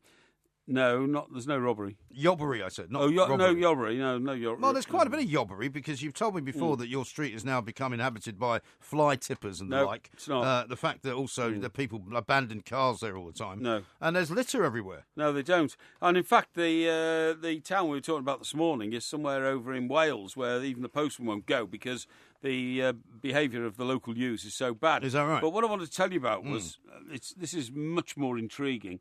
It's about. We've seen the time, by the way. Yeah, don't worry about the time too much. This is about the death of an individual who could be linked to the Russian secret police. Oh, yeah. Despite evidence of poisoning and mafia involvement in the sudden death of a Moscow whistleblower in Surrey, the detective in charge continues to insist there is nothing suspicious about it. Uh-huh. Now, I think there would be if all those factors are involved. Well, there's an awful lot of sort of very wealthy Russian types living in that part of the world now, aren't there?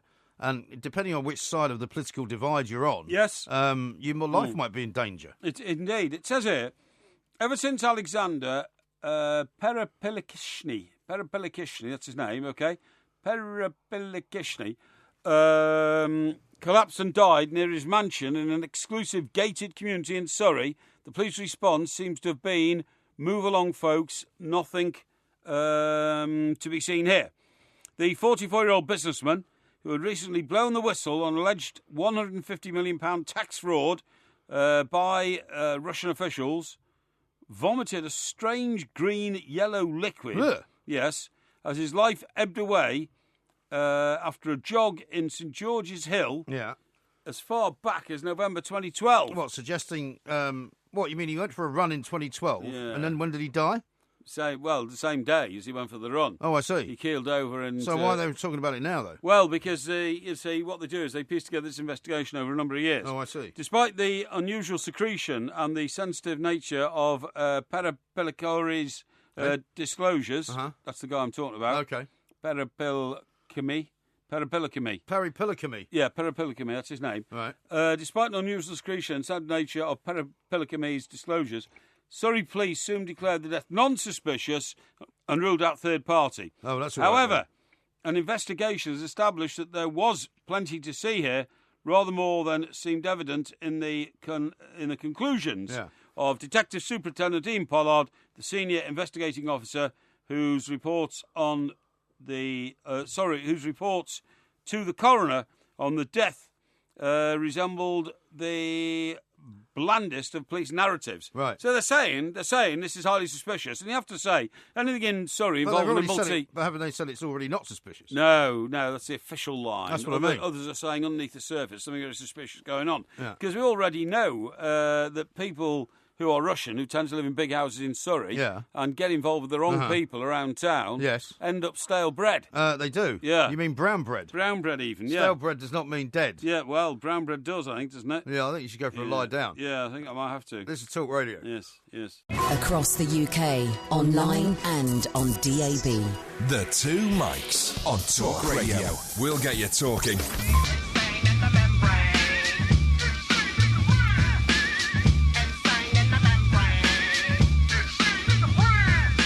Sam Delaney's back from his holidays and he'll be on the hot seat from 4 until 7 coming up after us. He'll be speaking to Lord Norman Tebbit on Jacob Rees-Mogg's ambitions to oust Theresa May and take the Tory top job. Yeah. And Sir Malcolm Rifkin will also be on the phone to talk about security post the Brexit. All this plus much, much more live on Drive, with Sam Delaney, only here on Talk Radio. Mm-hmm. Now, I've got a great one here from Martin, who says, good job Porky removed himself from the transplant list, otherwise he may have ended up stale bread. Yes, I'm on it on, or even brown bread. Just coined a new phrase. I don't know why they use the expression brown bread. I would have thought stale bread was a much more indicative description of you being dead. But brown bread is kind of Cockney rhyming slang, isn't it? Well, is it? Yeah. And I suppose if you were trying to convince... Apples and pears. That's right. If you were trying to convince the cops that you weren't talking about somebody dying, you wouldn't want to say stale bread, No, would I you? suppose so. Brown bread. Because they might work it out. Yes, that's right. Apparently, there was always a plan during the Second World War that if the Germans did invade, then the whole of London would start talking in Cockney rhyming slang, so that the Germans, even though a lot of them spoke brilliant English, wouldn't know what the people of London were talking about. Well, that would have worked. Yeah, it would, yeah. No doubt. Yeah. Although there's only so many things you can talk about in Cockney rhyming slang. That's right, There isn't Cockney rhyming slang for how we're going to make sure that we beat the Germans before they come into the pub. That's right, yeah. But, I mean, for instance, if you and I were talking, I could refer to you as The Shayham. The Shayham? Yeah. What's that? Well, Mike Graham. You see what I mean? The Shayham? Yeah, like shame. Shame. The Shayham. You know No, what I mean? I'm not going with that. Yeah, I could. I could. I could call you Gary instead of Mike Parry. You could do. I could be passing secret messages saying, "Well, I think the guy with all the info is the Shayham." The Shayham. Yeah, and then the Germans listening through the keyhole, would think, "They talk about the Shayham. They have nobody called the Shayham. What is going on?" Why did Steve McLaren again? Well, yeah, it wasn't. Yeah. Now let's talk to Graham Bucknell. He's the owner of the Ship Inn at Ely in Fife, because a fantastic picture in the Times of a game of cricket being played on the sands. Indeed. And a beautiful beach up there in Fife. So let's find out from Graham how that's all going. Graham, a very good afternoon to you. Afternoon, Mike. How are you doing? Yeah, very well indeed. thank you. Now, people are under a misapprehension that not a lot of cricket gets played in Scotland, but there's actually quite a lot of it going on, isn't there? There's loads, actually. I think there's more cricketers than rugby players in Scotland, and Scottish rugby is not too bad these days, but Scottish cricket's alive and well. Lots of leagues in Edinburgh, Glasgow, Aberdeenshire. Yeah. Most of them play on the grass, though. Fairly ordinary stuff. Sure. Yeah. And what do you play on, Graham? We play on the sand, my friends. Yeah, lovely picture this morning, but we've just finished our beach festival, and we play a whole season of cricket on the beach. Well, I admire this, and it sounds great. It's a fantastic picture in the Times. Yeah, isn't it? we'd love to see it one day. But how can a beach possibly be suitable to play cricket on when you need give in a cricket pitch? And I would have thought that wet sand wasn't particularly giving to a ball. Or might be too giving. Well, it's a bit of Mother Nature. You need a very tidal beach. So we have a fantastic beach here. Tide comes in, and then when it goes out, it leaves lots of flat, hard sand. Yeah. And then some good groundsmaning from Donald or from my son Lockie. Yeah. And we roll the wicket, and it gives a nice, hard, bouncy wicket. And then we play with a wind ball. So it's slightly lighter, slightly bouncier than a normal cricket ball.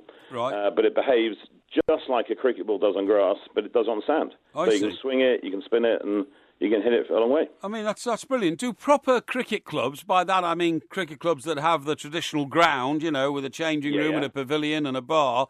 I mean, I know you don't need a bar because you've got a pub there, the Ship Inn. But do they come and either A, express astonishment, we're not playing on that's a beach, or B, are you now on the circuit, and are they used to looking forward to this very unique sort of experience? They love it, actually. Not just a good Scottish hospitality, but they love it. It's a great test. We had 7 first-class cricketers playing against us on Friday. Right. And we had a narrow win, a narrow loss, I should say. But for them, it's about getting the timing right on the beach. The ball just comes off a bit slower. So you're often caught top edge, extra cover, things like that. But they love it. The first time they come, they're a bit unsure, but by the time they left, they're converts. And we had MCC on Saturday, and we've had whole load of test cricketers in the past. We've been playing here for 25 years. Wow. Richie Richardson's played here, Shahid, and Courtney Walsh is just as quick on the beach, I can tell you, as he would be on grass. Wow. How do you work out where the boundary is? Well, it depends on the tide, depends on the seaweed, depends which way the wind's blowing, depends what the sand has done on the day. Yeah. But we have a big rope, we put it out. It's about 50 yards probably. You want a big hit, you want to go for 6. Hitting it into the wind is hard work, but if you can get it a nice lofted 6, you can get it over the boundary rope. If you get it into our beer garden, you win your height in beer, and a couple of lads have done that this year, so that's good. Was a popular one. That wouldn't be much help to Mike Parry, of course, because he's not very tall. I wouldn't mind. You want a short guy to do it. You don't want the big lanky one to do it. No, he's just joking. Now the point is, Graham, how long do you get to play this game before the tide suddenly decides to do what tides do and come back in? Well, a good question, and we've got to fit in lunch, tea, and several drinks intervals as well. Yeah. We play 30 overs a side, which gives us plenty of time. So the whole game lasts about 4 or 5 hours. The tide here, you've got about 7 or 8 hours. So you need a bit of time for the tide to go out. Then you've got to prepare the wicket. Yeah. And then you've got about 4 or 5 hours of cricket. And the beautiful thing is at the end of the day, the tide's come in, it's washed away everything, and you sit there having a drink, and it's almost like a dream. Well, it's it is one of the most beautiful parts of Scotland to me. I've always loved the East Nuke of Fife. I mean, Crail, which is just up the road from you, is a great golf course, and you're sort of opposite North Berwick almost. Can you see North Berwick? Yeah, we're about 6 miles. I'm looking out North Berwick right now as we speak. Actually, we're about 6 miles from Muirfield. St Andrews is up the way, the Kings Barnes golf course. So it's great golf country, lovely beaches. Yeah. Gets a lot of sunshine, and for those who are sceptical about Scotland in the summer, it's actually a beautiful. It's making me feel quite homesick actually, because I used to live up there. But it's a beautiful part of the world, and it's busy this time of year. And if folk know their sort of English seaside resorts, it's got a very similar feel to it. It's lovely. And in terms of the different types of wickets, I mean, if you go to parts of the Caribbean or maybe even in parts of the Indian subcontinent, I mean, they play on really, really hard sort of concrete style wickets, don't they? So, I mean, no reason why a sandy wicket couldn't be used, really. Yeah, it turns a lot, and in the first 10 overs, the quicks can get a lot of bounce out of it. It does cut up a bit. You're not a popular batsman if you run up and down the wicket, if you know what I mean, because your footprints are left. But no, it behaves well. I have to say, when the West Indies came to stay and play, they arrived the night before, and it was raining, and it was a bit damp, and they gave the impression that they'd rather be in Antigua than in the East Nook. But I'm sure they would. The next morning, the sun came out. That's right. Do the authorities then, because obviously every competition has a rule book, do the authorities accept this as a proper and valid surface on which to play? Oh, without question. Yeah. MCC are very happy to come and play here. Yeah.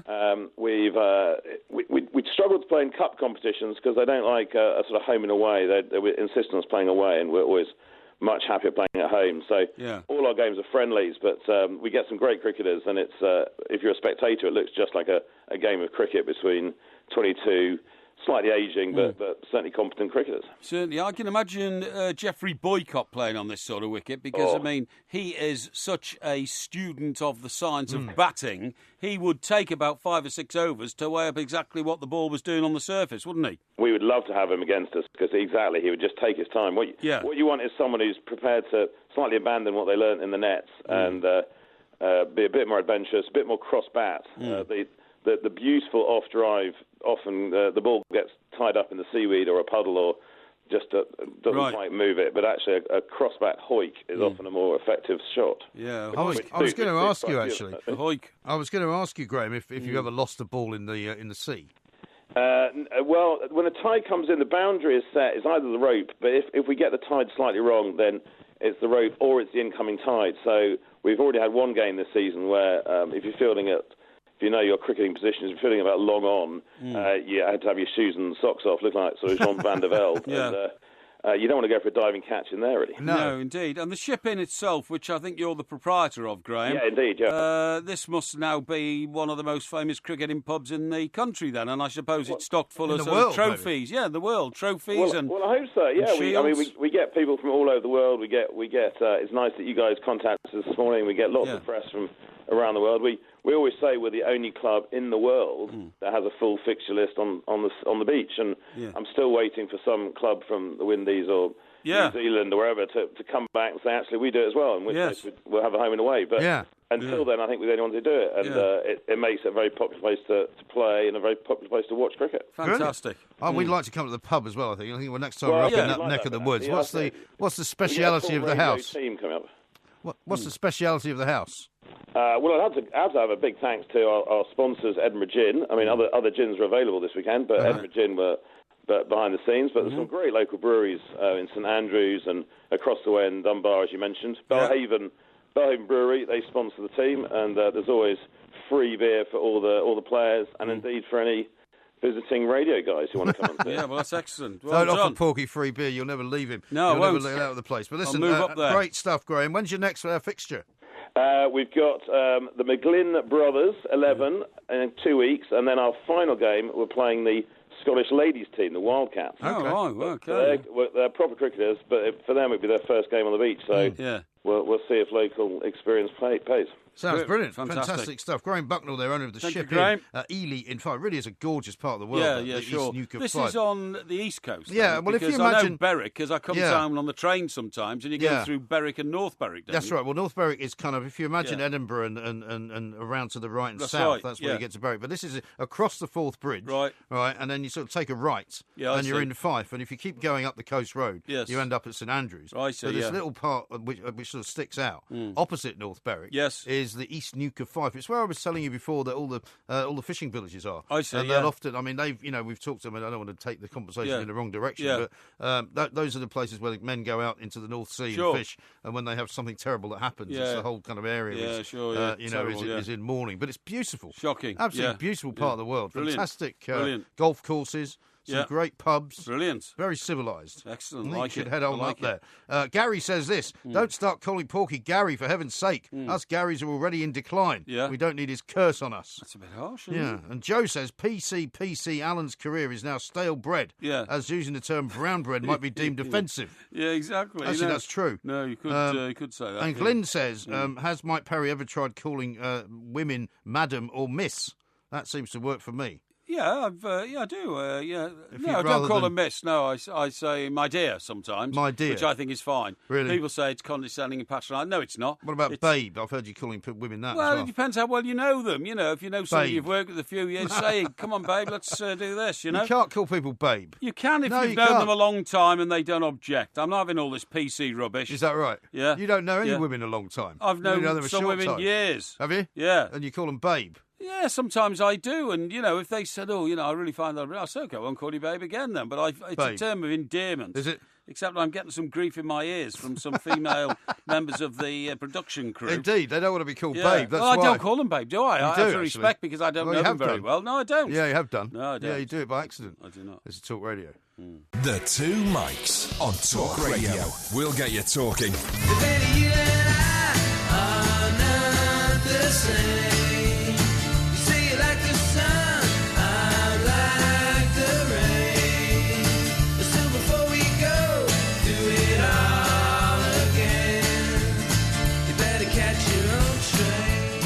This is Talk Radio. We are the Two Mics. I'm here with Mr. Parry today and tomorrow, and then of course the momentous day comes That's when right. you get to do the show on your own. Well, absolutely. Why is it momentous? Well, because it's some kind of. I'm trying to work out exactly what you're up to, What do you which mean? I've never been able to quite figure out. Well, I presume it's some kind of coup, No, some kind of it's not a attempt coup to at go all. out on your own. You know, which you've always wanted to do. No, it's not a coup at all. I was Really? asked by, the powers that be. Oh, yeah. Whether when you go away, would Yeah. you like to just fly solo for Okay. the 3 days? I said, yeah, sure, why not? All right. You're not taking my fee, are you? I'm not taking you. Well, not all of it. No. No. You're going to take some of it, though. Well, there is an arrangement in place, Because, which there I'm are certain, contractually not allowed to discuss well, with because you. see, there are some things that we need to discuss about this, because generally speaking, if you cut the cost of the show in half, Yeah. you know what they're like around here? They'll think, oh, that's a good idea. Yeah. We could just pay half for what the original show was. Yes. And then come back, when you come back, Yes. they'll offer you half the money. Well, no. I think you'll find it's this. They will cut the price of the show by half, Yeah. but the quality of the show will be twice as good. And when you get back, mate, Yeah. you may find the door locked and barred. That's well, all that's I can tell my you. fear, you see, because I can't. You're not exactly a man to be trusted, are you? Well, I mean, I there, think I am. There are many things that I would say about you, but Yeah. being trustworthy is not one of them. Well, I didn't get where I am today by being trustworthy, okay? I'll No, just I tell you realise that. that. I'm Now, very clear. I've got some rather distressing news. Have you? One of our production people just spoke to the wonderful and lovely Joanna Lumley. Oh, yes. Who was refusing to talk to us. And why is that then? I don't know, because, we wanted to help her with a campaign to build a garden. Well, you wanted to. Yeah. I'm saying I'm glad they're not building it because we got enough bridges already. Yeah, OK, but I was going to say we were going to empathise with her because it was her plan. It was something she wanted to do, that's for sure. And it's going to cost 175 million quid, which sounds very cheap to me for a bridge. Well, yeah, to build a except bridge we haven't got across any the money, Thames. though. Well, somebody's got money for that somewhere. But anyway, now I want to show you something, right, which, in my view, is this should be called the Moron's Clock, OK? Oh, yeah. Now, this is a special offer in a Sunday newspaper. You know, they have all their shopping... Oh, those things at the back, yeah. Yeah, the things at the back. That's where Now- you buy your trousers, isn't No, it? no, it isn't where I buy my trousers. I've never bought trousers from a newspaper because how do you know they fit when you get them? But this to me is the weirdest thing they've ever sold, and I can only assume that this is directly targeted at morons because what it says never forget which day it is again. Well, actually... Well, that'd be one for you then. Well, no, 'Cause actually... you never know what day it is. Of course I do. What day is it today? Today's Monday. Okay. And I never forget which day it is because that's, the working Well, week. you forgot what year it was the other day. I didn't forget what year it was. It says, never forget which day it is again. Yeah. Wall clock, £24.99. Uh-huh. And it goes on to say, this handy wall clock not only tells the time, It also shows you the day of the week. Right. It features black clock hands and real day of the week indicator. Day of the week indicator. A day of the week indicator. That's what you like, isn't So it? if you look at the clock there, and then Yeah. it's got Sunday, Monday, Tuesday, it actually has a red hand which tells you which day of the week Oh, I it is. see. Yeah, so they've actually got that on the clock Yeah. face. Now, how many people That's are that it really is bad, isn't it? thick and stupid enough not to be able to Well, there's remember which day of the week there's people it who is? struggle with their short-term memory. Yeah, well, no, what I'm saying is that people, you don't know what day of the week it is. You It's could really mess regarded with to be- people's heads, couldn't you? Just really, regarded as the local village idiot, aren't Yeah. they? They can't remember which day of the week it is. You could change it as well to yesterday, today, and tomorrow. Yeah, you could, I suppose so, yeah. Just to wind people up. It comes with full Pardon the pun. instructions, so the instructions presumably Full say instructions. Monday, Tuesday, Wednesday, and then Thursday comes after Wednesday. And Don't then be an Friday idiot comes- would yeah, be that's another right, yeah. instruction. Comes with full instructions, a manufacturer's guarantee, and is Hmm. powered by just one AA battery, Brilliant. which is not supplied. So Yeah. you've got to remember to get a battery. Well, as if you don't remember to buy batteries, you could be in trouble. you could be in absolute trouble. Yeah. But isn't that pathetic? It is. I mean, But, they're selling these to people who are, shall we say, of diminished responsibility. Well, no, they're not, I think because that's the it point. doesn't say, look, if you're having trouble with your memory, we've got a Well, of course clock it for doesn't you. say that. They're trying to make out that, well, everybody needs to know to be reminded what day of the week it is. How pathetic. Well, honestly. I mean, I don't know why you're having a go at it, but in a couple of years' time, you'll need one of those. Yeah, well. Anyway, listen, we're keeping somebody waiting here Who keep because waiting? Barry Vera, who's a chef, is waiting to Brilliant. tell us all about what we could do with all these jellyfish Love that it. keep popping up all over the place. Because my suggestion is that actually jellyfish is something that's good to eat. Yep. It's quite nutritional. And if we've got a surfeit of these I creatures, can't then stand why it. not cook them? Barry, a very good afternoon to you. How are you? Very Yeah, well. very Sorry, well, thank you. sorry to have kept you waiting. That's all right. I was happy listening. My rather sort of over generous co-host here is rabbiting on about a clock for people who can't remember what day it is. It is, He's yeah. one of them, by the way. Now there are apparently loads of jellyfish around. Nobody can be quite sure about why there's so many jellyfish around. It's something to do with, I think, the predators. Wind farms. No, but I think it's partly as well that predators are not eating them in as many numbers. Have you cooked them before, Barry, or have you prepared them? Barry's gone. But he seems to have gone. Yeah. The reason we're talking about this is because scientists See, you have wait all discovered... day for a jellyfish expert. Yeah, that's right. And then he It's gone. disappears. Scientists have discovered that offshore wind farms, Yeah. that's where all these ridiculously useless windmills are built in the sea, and oil and gas platforms provide an ideal habitat in which Yeah. the creatures thrive. Until now, the rapid increase in jellyfish numbers in oceans around the world Yeah. has been largely blamed on overfishing, Yeah. which wipes out their natural predators, There you go, you see. global warming and nutrient runoff. I was right about that then. Well, you're kind of right a little bit, but nobody seems to know. The phenomenon is particularly pronounced in the Adriatic, where populations of a species called the moon jellyfish, Oh, yeah. which do not have strong enough sting to harm humans, have increased in numbers by millions in Yeah, recent years. they're the tiny So little the moon ones. jellyfish. The yeah. moon jellyfish, they're the tiny ones. I think we've got Barry back now. Barry, Right. are you there?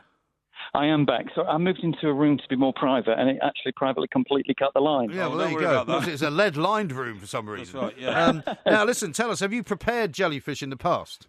No, I haven't prepared it. I've actually looked a lot into it because actually I was overseas in Vietnam once, and jellyfish was on the menu to taste. And actually, when I ate it, it's quite an acquired texture. The taste was amazing, but. Yeah. To be brutally honest, there's no flavour in jellyfish. It's purely the fact that it's actually what everything else has put with it that Sure. gives it the flavour that it does. But, So why did you say the taste was amazing then, if there's no flavour? Well, it was a taste of everything that they put with it, of all of the Asian flavours, and it did taste amazing. But it is, they do say it's, quite a healthy because it's low in fat, isn't it? I don't know. Well, it is. I mean, I've had it in a Japanese restaurant in North London, and I asked the guy about it as he brought it over. I said, where does this come from? And he said that it came. Will it sting my tongue? No, I didn't ask him that actually. Freeze dried, he said it comes in from Japan, Yeah. and they sort of rehydrate it and reconstitute it, and then it had it was served cold in a kind of almost like a vinaigrette type sauce. Yeah. That's correct. Yes, I thought it was is. really good. What do it they- is. I mean, and did you like the texture of it? I didn't mind the texture. We were eating with chopsticks, and so it was kind of a novelty. Yes. And I don't suppose I'd do it very often. Yeah. But I was quite into it. I mean, What about as long the as you stinging bits? Drink Have they enough, cut them off? drink enough sake with it, and it sounds good. Yeah, they cut the stinging bits off? Well, nothing. Yes. I don't think the stinging part of a jellyfish is operational once it's dead. No, that's right. Yeah, but they don't put it on your plate with all the tentacles yeah. trailing, do they? Yeah. Do they? Oh, you eat the tentacles, yeah. Oh, God, Yeah. You cut it all up. You take off the main part of the inside, but the main membrane of that, the outside of it, is actually what they do use. Absolutely. Right. And and I think it's because we're in a country where it's something we don't normally eat. We fear it. Yeah, we do. More than we would think of eating it. Yeah, God, I wouldn't want to eat it. I think it's absolutely revolting, to be honest. Yeah, but in Asia, they pretty much eat everything that moves, don't they? Yes, exactly, they do. And look, to be honest, I think if we put it in more Asian restaurants over here, I think it would become quite unique. And actually, as you say, it's quite a novelty to eat. You're in an Asian restaurant and you think, well, somebody sells you a shot of sake and a portion of jellyfish, and away we go. I mean, as far as you know, Barry, are there many ways you can prepare it, or is that pretty much the only one? No, I mean, it is pretty much the only one. I've not had it actually physically cooked before. It's mostly been, but the whole point is you need to spend quite a number of hours and over a 24-hour period. It's soaking in cold water and then every few hours changing the water just to extract all the salt, because if you eat them pretty much as they are way over salty. It's just ridiculous. So that's the main purpose at the beginning, and then the rest of it is purely about the texture, because they say if you do cook it, this is what I've been told from an Asian chef, that actually all that nutrients and it becomes a lot tougher and you lose what it's supposed to be. So it is supposed to be eaten raw, or some places to hold it, they dehydrate it and then, like you said, rehydrate it itself. Right. So God, I can't believe this. Raw jellyfish. Good. Yeah, but I mean, you're not the most adventurous. You're not the most adventurous of eaters, are you? Well, give me a piece of cod any day with some chips and not messing around with bits of jellyfish. I'm telling you. Well, I'll tell you what. Here's a challenge for you guys. How about we set it up one day and I'll bring some in for you and you can taste it. Oh, that's a good idea. I would definitely be up for that, because I will always try any number. Porky here is not very adventurous with his palate. He doesn't like going much beyond the sort of basic Wetherspoons menu, unfortunately. Well, there's nothing wrong with that, mate. I'm telling you, you can. Well, occasionally you've got to try something else. Why? Why have I got to try it? I don't have to try anything else. I don't have to try anything. See, this is how he gets. I don't have to put anything in my mouth which I find offensive, and I find jellyfish offensive. Yeah, because you have to live a little. You have to live a little. You just like to boast to your pals. Oh, look at my exotic menu. I've got jellyfish on it now. Not really, no. I was actually out for dinner with my daughter, whose birthday we were celebrating. Yeah. Oh, yeah. Really. Yeah. Right. She wanted to go there. I mean, because it's a natural resource. If we've got loads of these jellyfish who are, for some reason, are sort of becoming more and more available, we might as well eat them, mightn't we? I think so. I mean, at the end of the day you get a whole new subject, another subject, shall I say, but, how much we overfish for certain products because we just demand so much of it. Yeah. This could be something that could be quite unique. And actually, I think it puts a challenge to our chefs as well is, are there new ways of actually being able to do it which doesn't make it so scary on the menu? Yeah. But, mainly it's the title. I think the more people eat it and test it, I think that it could become a reasonably popular dish. Not in every menu, but, who knows? Yeah. But, just because there's lots of them, we don't have to eat them. There's lots of rats on Earth. We don't eat rats, Well, maybe we should find a way of doing that. No, because we shouldn't. That would be a good way to control. The whole point about being a predator is that you control the population by eating them. Oh, gosh. I would try rat. I feel quite ill. Oh, I wouldn't. I feel quite ill. Why not? I'm not going to be able to eat my dinner tonight. What about hedgehog? Hedgehog? Well, no. No, I don't what was it? Heston once, I think he was in one of these Eastern Bloc countries where they used to eat dormouse, and he actually did dormouse lollipops. Yes, I remember that, Yes. Well, the bottom line is people like Porky who get all squeamish about some kind of creature. Why? Talk about something else. Why? I'm beginning to feel queasy. Well, have a glass of water, you'll feel fine. Yeah. I had rattlesnake once in Texas, which tasted like chicken, which is what everybody expects it to taste like, right? Oh, golly, no thank you. Yeah, I did actually. I did cobra in Vietnam as well. Did you? Really? Yeah. I do like Vietnamese cuisine. Where can we get your cuisine here, Barry? Where are you? Well, actually, I'm kind of overseeing a multitude of things at the moment because I've actually moved on from my last position when I was with SDK and the One Group. So I'm overseeing a company from an events point of view called Create. Right. But we're about to open a restaurant probably by early September called the Lamprey, which is just behind Trinity Square. Okay. Oh, right, very nice. Oh, we might have to pop by and see. That's where the We're Lighthouse... talking about it on social media. And actually, it's all British, so there's no jellyfish on the menu at the moment. Good. And that's where the Lighthouse HQ is, isn't What it, about Trinity British Square? jellyfish, though? Yeah, well, we could try it. No, thank you. Let's go thank find you. some. I'm going to bring Porky there and make you educate his palate. Thank you very much indeed.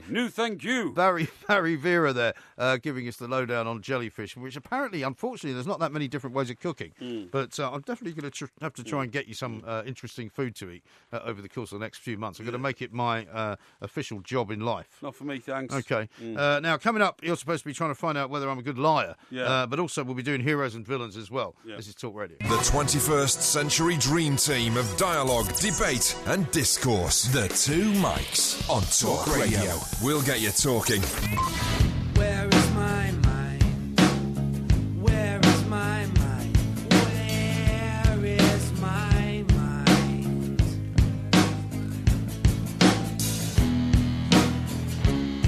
This is Talk Radio. We are the Two Mics. Sam Delaney's coming up after us at 4 o'clock, of course. We've got heroes and villains coming up as well. Jane says this. What about a new feature called Porky Tastes each week? Old Porky has to taste and review an obscure dish. You'd hate that, wouldn't you? Well, I would hate it. Yeah, I don't like being adventurous with food. I know the food I like. It's looked after my palate for the past 50 years, and I'll happily stick with it, thank you. Yeah, well, I mean, you're entitled to do that. Yeah. But I just don't think having a bit of a change occasionally would do you any harm. Yes, well, you say that, but I mean, I'm happy with what I know. Now, I'll tell you what I want to talk to you about. Would you agree that lying is inherent in all of us, and we have to do it just to be able to get on in life? I would say anyone who says that they don't tell lies is indeed a liar. Yes, exactly. Everybody tells lies for one reason or another. Some people tell white lies. That's right. Some people tell lies in order to make people feel better. Some people tell lies in order to make people feel worse. Yeah. Sometimes they tell them to cover something up. That's right. You know, everybody lies. Yeah, you're particularly good at it. No, I'm actually, you're not particularly good at it, but you're a frequent liar. No, I'm not. You tell a lot of lies. Anyway, I found a new book somebody sent me, Born Liars. We'll do it, and I'm going to test you on a few lies. Okay. Okay. Now it says that. How are you going to test me? Well, I'm going to ask you a few questions. All right. Okay? Okay. Now, it says a little deception can boost your friendships because sometimes you don't have to be that honest to your friends. It might hurt them or it might, destabilise them. Well, some people who are is described as being on the sort of Asperger's spectrum are on there because they tell people the truth at all times. Yeah, well, and a lot of people don't like it. They don't like it at all. Now, the other thing is that if you are inherently a liar, you can lie about yourself and make yourself feel better. You see what I mean? Well, you mean you deceive yourself. You deceive yourself on your health. Well, there's a lot of people that do that. On your social mobility and popularity. On your job prospects. You're always kidding yourself that you're going to get a promotion or something like that. Yeah, that's right. Lies are crucial for relationships because sometimes I've read this book. It's very good. Sometimes in the early part of a relationship. People might misunderstand something about you, so just lie. Yes. And then wait till the relationship has developed better, and then explain gently, the way things are. It's always difficult, you see. There are some people I've known in my life who are absolutely and utterly categorically against lying. Yes, that's right. So that if you do lie to them, and then later tell them you lied to them, they go bonkers. Yeah, but if you say, I did it for you, or I did it to spare you, or I did it because I was embarrassed, sometimes people have sympathy with you. No, the best thing is if you are going to be a liar, right, you just don't ever own up to it. Well, it could be. But the other one is, just to develop the point we made before, some people who lie from an early age are actually convinced, maybe like Donald Trump, they are brilliant people, and that self-belief born out of a lie actually makes them successful. Yeah, well, I mean, you know the old story, if you tell a lie often enough, it soon becomes acceptable as the truth. Right, okay, so I'm going to ask you, there's a load of questions in this book about, what you should do. I'm going to ask you a few sample ones. How are you going to deliberate whether or not I'm a liar, though? Well, because it's an ABC thing, I can work it out on the chart. Okay, right, so you're writing an online dating profile. Do you, A, stick to the facts on all particulars, B, add 2 inches to your height and take 5 years off your age, or C, blatantly lie about your marital status? A, which is stick to the facts. Yes. So you wouldn't tell any lies? No. Okay. Not in that situation. What's the point? What is the point of pretending to be somebody you're not if you're hoping to meet the person that you want to meet? I know. Because then they're going to go, They would tell that you're 2 inches shorter than you claimed. Yeah. Right, number 2. Christmas dinner and your mother-in-law gives you the same book she gave you last year. You didn't like the book in the first place and threw it away then. Do you, A, gentle reminder she bought it for you last year, thank her profusely while claiming the author as a friend, tell her you've been looking forward to reading this book for years, or D, explain the situation absolutely honestly? I would go C, I think, there. C is tell her you've been looking forward to reading this book for years, and she must be able to read your mind. Yes. Okay. So while making a funny face at somebody else who realises I got the same present as last year. So that was an A and a C so far. Right, okay, number 3. In a job interview, you're asked to name the achievement you are most proud of in your career. Do you A, cite a project from your last job, but make it sound more impressive? B, invent a story about doubling the firm's revenue at your present job? C, run through a few options from your entire fictional CV? Or D, tell them you can't think of one right now? I think I'd do A, actually. A, which is cite a project from your last job, but make it sound more impressive. Yes, That's another I A. think so, yeah. Okay. Right, here's the 4th one. Yeah. You bump into an old friend pushing a pram and she invites you to admire her baby. It resembles an ugly squashed tomato. Do you tell her, A, oh, it's a lovely baby, B, weep and say you're always moved to tears by beauty, C, claim it resembles your own non-existent child because you haven't admitted you haven't got a family, or D, ask if the baby needs a doctor? I think I'd go with A again. You'd go with A again. Yeah, tell her it's lovely. Yeah, looking for an easy life here, I think. Not really. Right, number 5. Your friend goes on holiday and entrusts you with her dog. Yeah. One day, you leave the front door open. The dog makes a run for it. He gets run over. That's nice. The dog's dead. What a terrible story. So do you, A, call your friend and break the bad news without saying that you left the door open? Do you tell your friend that while out walking, the dog ran off, although you threw yourself in front of the car, you failed to save the dog? Do you buy a new dog, excuse me, that closely resembles your friend's dog and train it to answer to Buster? Or do you tell your friend exactly what happened? Yeah, well, I think it would be an A or a B there. I'm not quite sure. An A, I think. Call your friend and break the bad news. Yeah, probably. But lie about not leaving the door open. Yeah, probably, yeah. Blimey. Yeah. Right, okay. Right, your company, your present company, fails to land a new contract with a key client after a member of your team screws up on the job. Yes. You are then asked by your boss what exactly happened. Do you, A, make up a reason for the failure that omits your colleague's mistake, pretend the client was about to sever all ties with your firm until you saved the day with a heartfelt speech, C, wildly exaggerate the extent of your colleague's misdemeanour and demand that he is fired and his salary is added to yours, or tell the boss about your colleague's mistake but take the blame yourself? I'd go for C, I think, there. What, you'd wickedly drop your colleague into the... Well, I haven't dropped him in it. It was his fault, right? But it was his fault. The trouble zone. But it's his fault. Well... That's what the scenario said. Okay, brutal. Right, the 7th one, and there's only 8 questions. Okay. You borrow a friend's designer suit to wear to a chic boat party, but you spill a glass of red wine on it. You've got to return the suit. Do you tell your friend that someone at the party spilt the wine on your suit or his suit, say that you saw a shivering homeless person and gave him the coat, break off all relations with your friend since you never had the intention to return the coat anyway, or admit that you spilt wine on the coat and offer to pay for the replacement? What was A again? Tell your friend that someone at the party, and it wasn't you, spilt the wine on the coat because they were drunk and unstable. I'll go with A, That's another A, yeah. Right, OK, here's the last one. You're paying for your child to have extra tuition to pass an entrance exam, but you don't want other parents at school to know. When asked why he's doing so well, do you say, A, he's getting help from a family friend, B, explain you're highly gifted and so is your child, C, give a number of different tutors you know, give them the number of a different tutor you know is not very good, or tell them about the private lessons? I'd probably tell them about the private lessons in that case, actually. Right, OK, so you wouldn't have any shame there? No. Right, OK. What do you mean shame? Shame for what? Well, you know, that your child's a thicko and you're having to give him catch-up lessons. No, that's not the reason you give a child extra lessons, because he's a, quotes, thicko. You do it in order to help him out. OK. So that he can get a better place in life. Right, now yours you is should have had some private lessons. You might have been a bit cleverer. I did have some private lessons. There you go. Were you a thicko then? No, I wasn't a thicko. No, I wanted to get even better. OK. Right, now then, you're mostly A, so mostly A's. Little white liar. You tell Porky's, that's ironic because it's my name. It is. Now and then, usually to avoid hurting people's feelings. Correct. But you have got a couple of C's, and the C is you are a sociopath. Yeah. You have no compunction about lying to achieve your ends, even if other people end up getting hurt in the process and have to take the blame. Yeah, but I've only got a couple of those. And you've got one D, which says... a partial sociopath. And you've got one D, you're a total self-deluded deceiver. You should never lie. So there you go. But I mean, in general, you didn't come out of it very well at all. No, in general, I came out of it as somebody who tells a few little white lies. No. That's what it says. You see, you've skewed the answers. No, mostly let me looking see after that. yourself. Let me see it. No. Let me see it. You don't need to see it. I do need to see it. Why do you need to see it? Because you've twisted it. Right. Okay. Well, here's a copy of I just want to see what it says of the answers. No. Well, they're down there. That's not a copy of it. It is.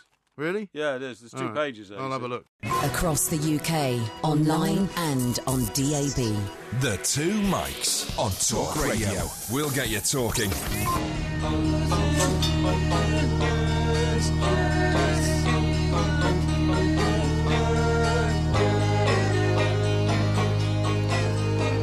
Now that we've cleared up who's the bigger liar in this whole game of lies, which is obviously not me, it's time for heroes and villains. I wasn't. Well, you lied about but you lied about the answers though. No, I didn't. You called me a sociopath, which I wasn't because I was mostly A's. No, I'm sorry. So I'm afraid I'm just a little white liar. Right. Yeah. And well, I don't think you are. Well, it doesn't matter. More than that. Now, Right. that is the music that signifies that we are about to play another version of Heroes and Villains. Yes, that's right. You are 1-0 up. Yes. So this is my opportunity to draw level with you before I go away on holiday. Yes.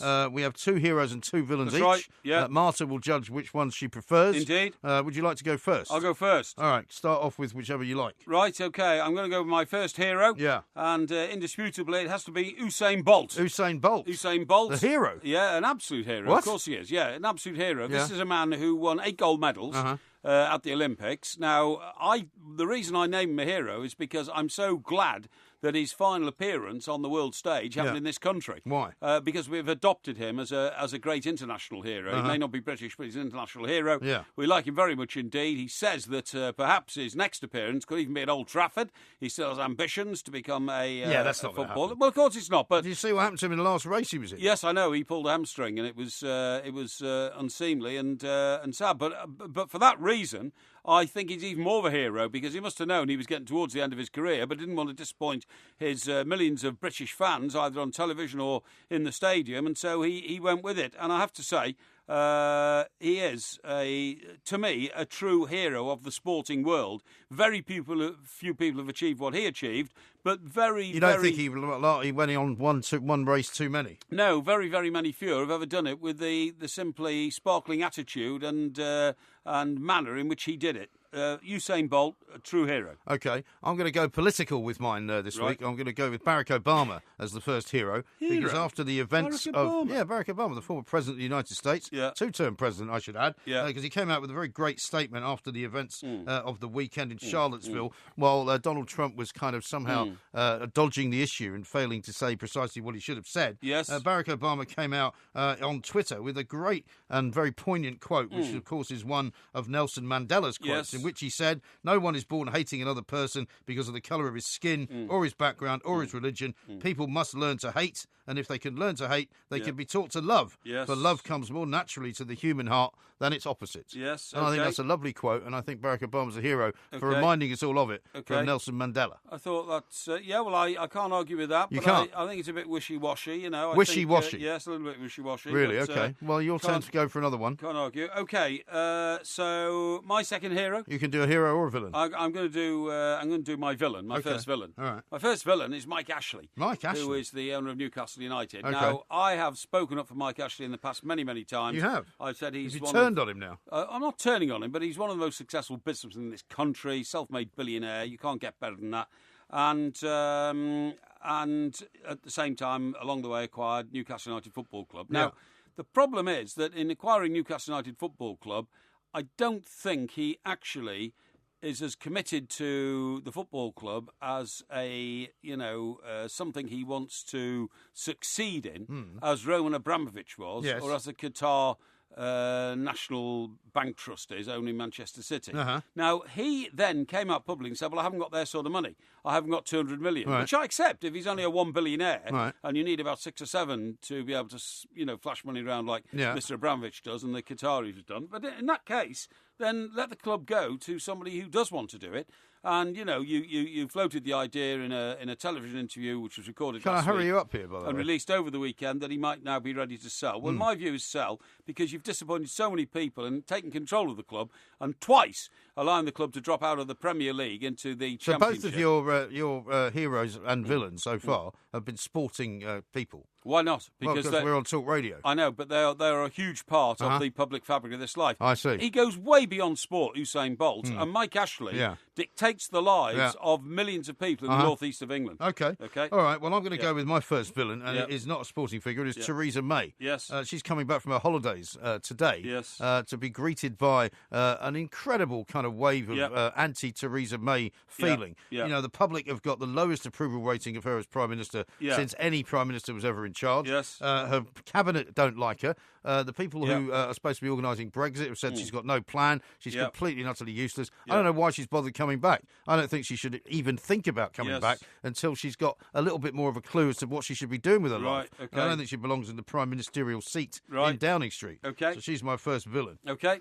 Right. Your turn next. Yeah, my second villain. Yeah. Right. My second villain is the Health Secretary, Jeremy Hunt. Oh yeah. When I learnt this morning from a report online that he'd spent £44,000 on getting a new bathroom installed in his. He says it's not for him, though, doesn't he? He says it's not for him, but before the denial that it's not for him was issued, it came to light that actually he likes cycling to work. When he gets to work, he likes to have a shower and all that. Well, that's fine. I thought he was saying that he doesn't cycle very far to work. Well, and he doesn't actually want to have a shower. Well, the insinuation is, and he's put up his defence on this. The insinuation is that he cycles to work and likes to have somewhere to freshen up afterwards. Now, I'm sorry, but lots of people do that. People do that here at Talk Sport. We have a shower facility. People use it. We don't expect to spend £44,000 on a self-appointed personal private bathroom, which he says it isn't, but which I suspect probably is.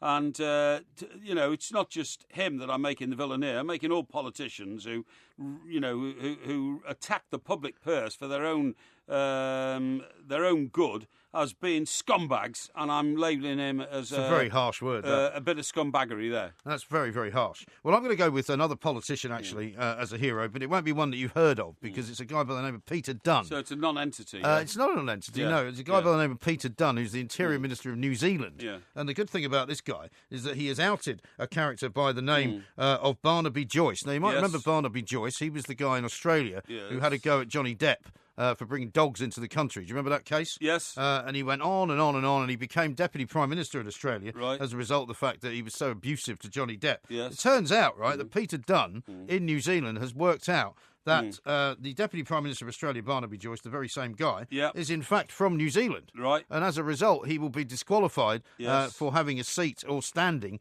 in the Australian Parliament, because it's against the law to be an Australian Member of Parliament unless you are 100% Australian. Right, okay. So he's probably going to lose his job. And And he's the guy who told Johnny Depp to be off back to America. Yes. And was very, very rude and crude and horrible about him. Right. So I think he's finally got his comeuppance. I think we've got Peter Dunne to thank for that, who is one of this week's heroes. Right, okay. A bit obscure that, but I see where you're coming from. Thank you. Right, my second hero is Tom Cruise. Tom Cruise? Now, Tom Cruise has an affinity for this country, and a lot of his filming he's done in the Mission Impossible series, which is now number 6, has been done here.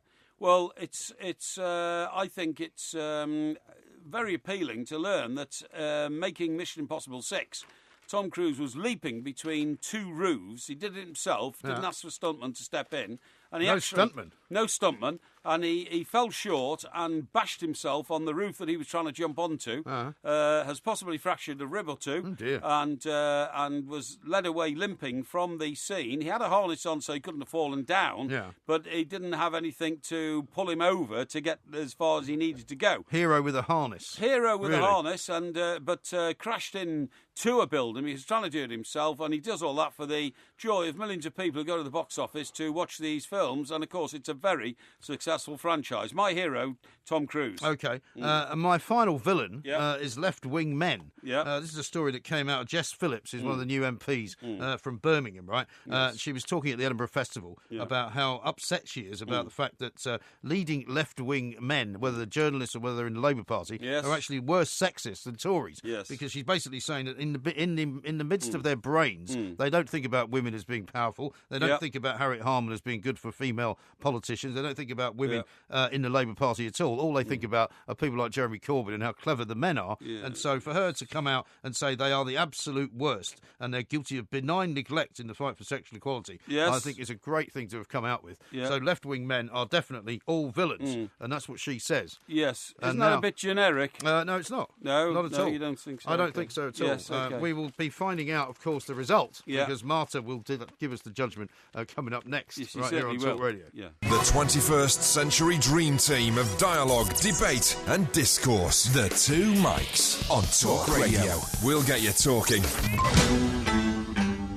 People are strange when you're a stranger. Faces look ugly when you're alone. Patrick has tweeted in, he says, clearly Porky's been on the juice for heroes and villains as it was non-common people issues. MG a clear winner again. No. Mangan says, Usain Bolt a hero, that guy who won gold at the Olympics. Isn't heroes and villains supposed to be about the last 7 days? No. It's about the last 7 days. He's now retired. He's quit. We saw his final performances. Right. And he was a gentleman to the end. I see. And by the way, he thanked all the media and all the press for covering everything he's done around the world, even though some have had a go at him. And Jim says this, what's up with the Porkmeister today? Even more insular and flat earthish than normal. Give him a jellyfish. I don't think so. Now, I want to tell you something, okay? Back tonight from 7 on Talk Radio is broadcasting legend, and I don't use the word legend lightly. No. James Whale. Ah, yes. But featuring Ash. Yeah. Now, James will talk to Representative for Republicans abroad, Molly Kinneary, about Trump's reaction to the events in Charlottesville, okay? Sir Bill Cash will be... I didn't realise he was William Cash with Sir Bill Cash now. Yes, I think he is, yeah. I think it should be a bit more formal and call him Sir William Cash. Sir William Cash. Sir William Cash will be talking about Theresa May's potential apology at the upcoming Conservative conference. That's an effort to keep her job, by the way. And do you think alcohol should be banned on flights? Well, we take your calls on this issue, or at least James will, just after 9pm, OK? So tune in for the James Wales Show tonight from 7 until 10, only here on Talk Radio. Indeed. Now, let me ask you a question, right? We just heard on the news earlier that they're going to limit the number of drinks you can have before you get on a Ryanair flight to 2, right? Yeah. How are they going to do that? Well, I don't know. I mean, you and I have been in plenty of airport bars and plenty of, various lounges. That's right. How are they going to know how many drinks you've had? Well, didn't they say that on your boarding card there's going to be a space in future which you have to scan, and once it shows you've been served twice, you can't have another drink? Oh, is that right? Yeah, apparently, yeah. See, that's not going to encourage people to fly, is it? But the problem is, supposing some guy wants 2 gin and tonics of normal size, and I decide to have 2 triple gin and tonics. Yeah. What if you get, say, for example, how do you measure a bucket of Pimm's? Exactly. Picture of Pimm's. Yeah. Is that 1 serving? Is that 6 servings? What is it? That'll be the way to go, by the way. Yeah, exactly, yeah. Get yourself a bucket of Pimm's. Totally agree. Rather than being counted out each single way. Now, Marta has been very diligent in there behind the glass because she said not only did she make the decision, but she put out the question to all members of the production staff. Of which there are 4. And it's a 3-1. She's already intimated that the result is 3-1. That's right. But she hasn't said in whose favour. No, exactly. But I've got a feeling she's now going to say so. Right, Marta, do you have something for us? I do have something for you. I've got to say you're right. It's been 3-1. There are 4 people here in the control room. And I've got to say that for a while we thought we were listening to Talk Sport. Yeah. But no, it turns out we listened to Talk Radio. Yes. And we've all convened that the winner... Was there any, just before you say it, was there any arguing? Not really, I mean, no. which plank was the one? Yeah. Is all I'm saying. Yeah. Right, come on, let's have the winner. Go on, then. The winner of this week's Heroes and Villains is Mike Graham. Thank you very much indeed. A load of rubbish, Thank that you. is. That's a that rubbish makes it decision. 1-1. So which idiot voted for Porky? Your last rambling nomination, somebody nobody's ever heard of, with some nobody you've never argument. heard of. Honestly, that's rubbish, that is. I was a bit worried you know why people want to try and keep you happy. You're not going to be here after Tuesday. I'm going to start cracking a whip of this production team, I'm telling you. Yeah, they'll all have resigned by the time I come back from holiday. How's this from Richard, who says, the doomsday clock might move another minute closer to midnight as a result of Porky's solo broadcasting ventures. Yeah, well, you never know, do you? Hashtag nuclear plank. Yes. There's a lot of people looking forward to it. Why don't you give the number out in time-honoured tradition? Because, of course, you want people to emblazon this number on their phones. You want them to write it down. I certainly do. Put it in their address books. Put it in their diaries. Get this into your heads, please, people. 0344. This is the non-Manglemouth version of the number I want you to call me on from Wednesday onwards. So you can call me before then. You can call me Tuesday if you want. Tomorrow if you like. Yeah, but it's 0344. Yeah. 499 1000, okay? Yeah. That's what I want you to call. Yes. And get engaged in vigorous debate with me. Yes, Steve says, I take it Porky won't be having any guests on the Mike Parry show, seeing as they won't be able to get a word in. That's a bit harsh, isn't it? That is a bit harsh, isn't it? I will have informative, well-balanced and knowledgeable people. Okay, anybody who wants to join the ranks of that classification of person, give me a call. Danny says, Porky's saying you won't be welcomed back after his week alone. I fear more that you both won't be welcomed back because of him. Yeah, well, you see, you might be right. I might have to take a tangent into a new form of broadcasting persuasion. Yes. Yes. It's always possible. Yes. Now, tomorrow, as we said also, we're going to have Ask Porky, We are. which is, of course, the place where you go if you want to get a bit of advice on any number of different issues. It could be related to money. It could be related to matters of the heart. Yes. It could be related just to holiday destinations or possibly well, food what I can do is choices. I can change your life because what I do is you ring up, you've got a problem, I tell you there and then how to change things. Right. And it can be, a job decision, a career path you want to take, some emotional hang-up, some family problem, money issues, money problems, all that kind of stuff. Look, you've got a problem, you call me, I will solve it. I promise you. Yeah. And, of course, there are many ways of doing so. You can go, on, if you look for our Facebook page, The Two Mics, a little bit later on this afternoon, there will be a place to post questions. And also, if you do it, you can do it on Twitter as well. Yes. And just hashtag it Ask a Porky. Yes. Which I think would be good. Yes, that's right. Absolutely. Yeah. And you send it to @The Two Mics, is that right? Send it at The Two Mics, Send exactly the question right. to @Two Mics, yeah, great. Okay. Now. Right, now then, do you want to tell us a little bit more about this big adventure you're going on tomorrow? Where? Well, you're going somewhere, aren't you? Well, I'm going on holiday on Wednesday, Yeah, not on tomorrow. Wednesday. Yeah, but you're Well, I don't particularly want to give out any information about it, no. No, really? No, because the last time I did that, you turned up. Yeah, that's right, I did. Well, I don't want you turning up again. Well, so I don't want to tell you where I'm going. All I'm prepared to tell you. Standing at the swimming pool every day getting bladderated. No, my family in. enjoy the time they have with me because it's about the only time that they can have with me, which I'm not interrupted by you. Yes, and for you to interrupt it was a pretty awful situation. No, it wasn't. To be honest, everybody loved it. You know that. Right, okay, so we've got that sorted. Now then, when are you intending to return? Well, I'm away for a week, so if you go a week from Wednesday, I'll be back on the following Wednesday. So, and we will then actually be back on Talk Radio, will we not? On Thursday we will, yeah. On Thursday. Yeah. So what are you going to do for the first part of next week? First part of next week? Yeah. I'm going to the Northwest on Sunday. Are you? To a get-together. Oh, yeah. With some pals. Some pals? Yeah. Which pals? Some pals down on the River Dee in Chester. The River Dee? Yes. Okay. But then on the Monday... Is that bloke we spoke to on the phone that time? Who do you mean, that bloke? That guy we spoke to, who was your childhood friend or Johnny something. Richardson. I can't remember his name. I don't remember everybody's name. Well, he could be amongst the people I'm seeing. Okay. But... Is he the one that doesn't drink anymore? Oh, no, he does drink. There's no problem, John. Because didn't you tell me a story about some guy that you met up with up there who stopped drinking? I think it was a temporary thing for some tablets or something. But tablets? Yeah.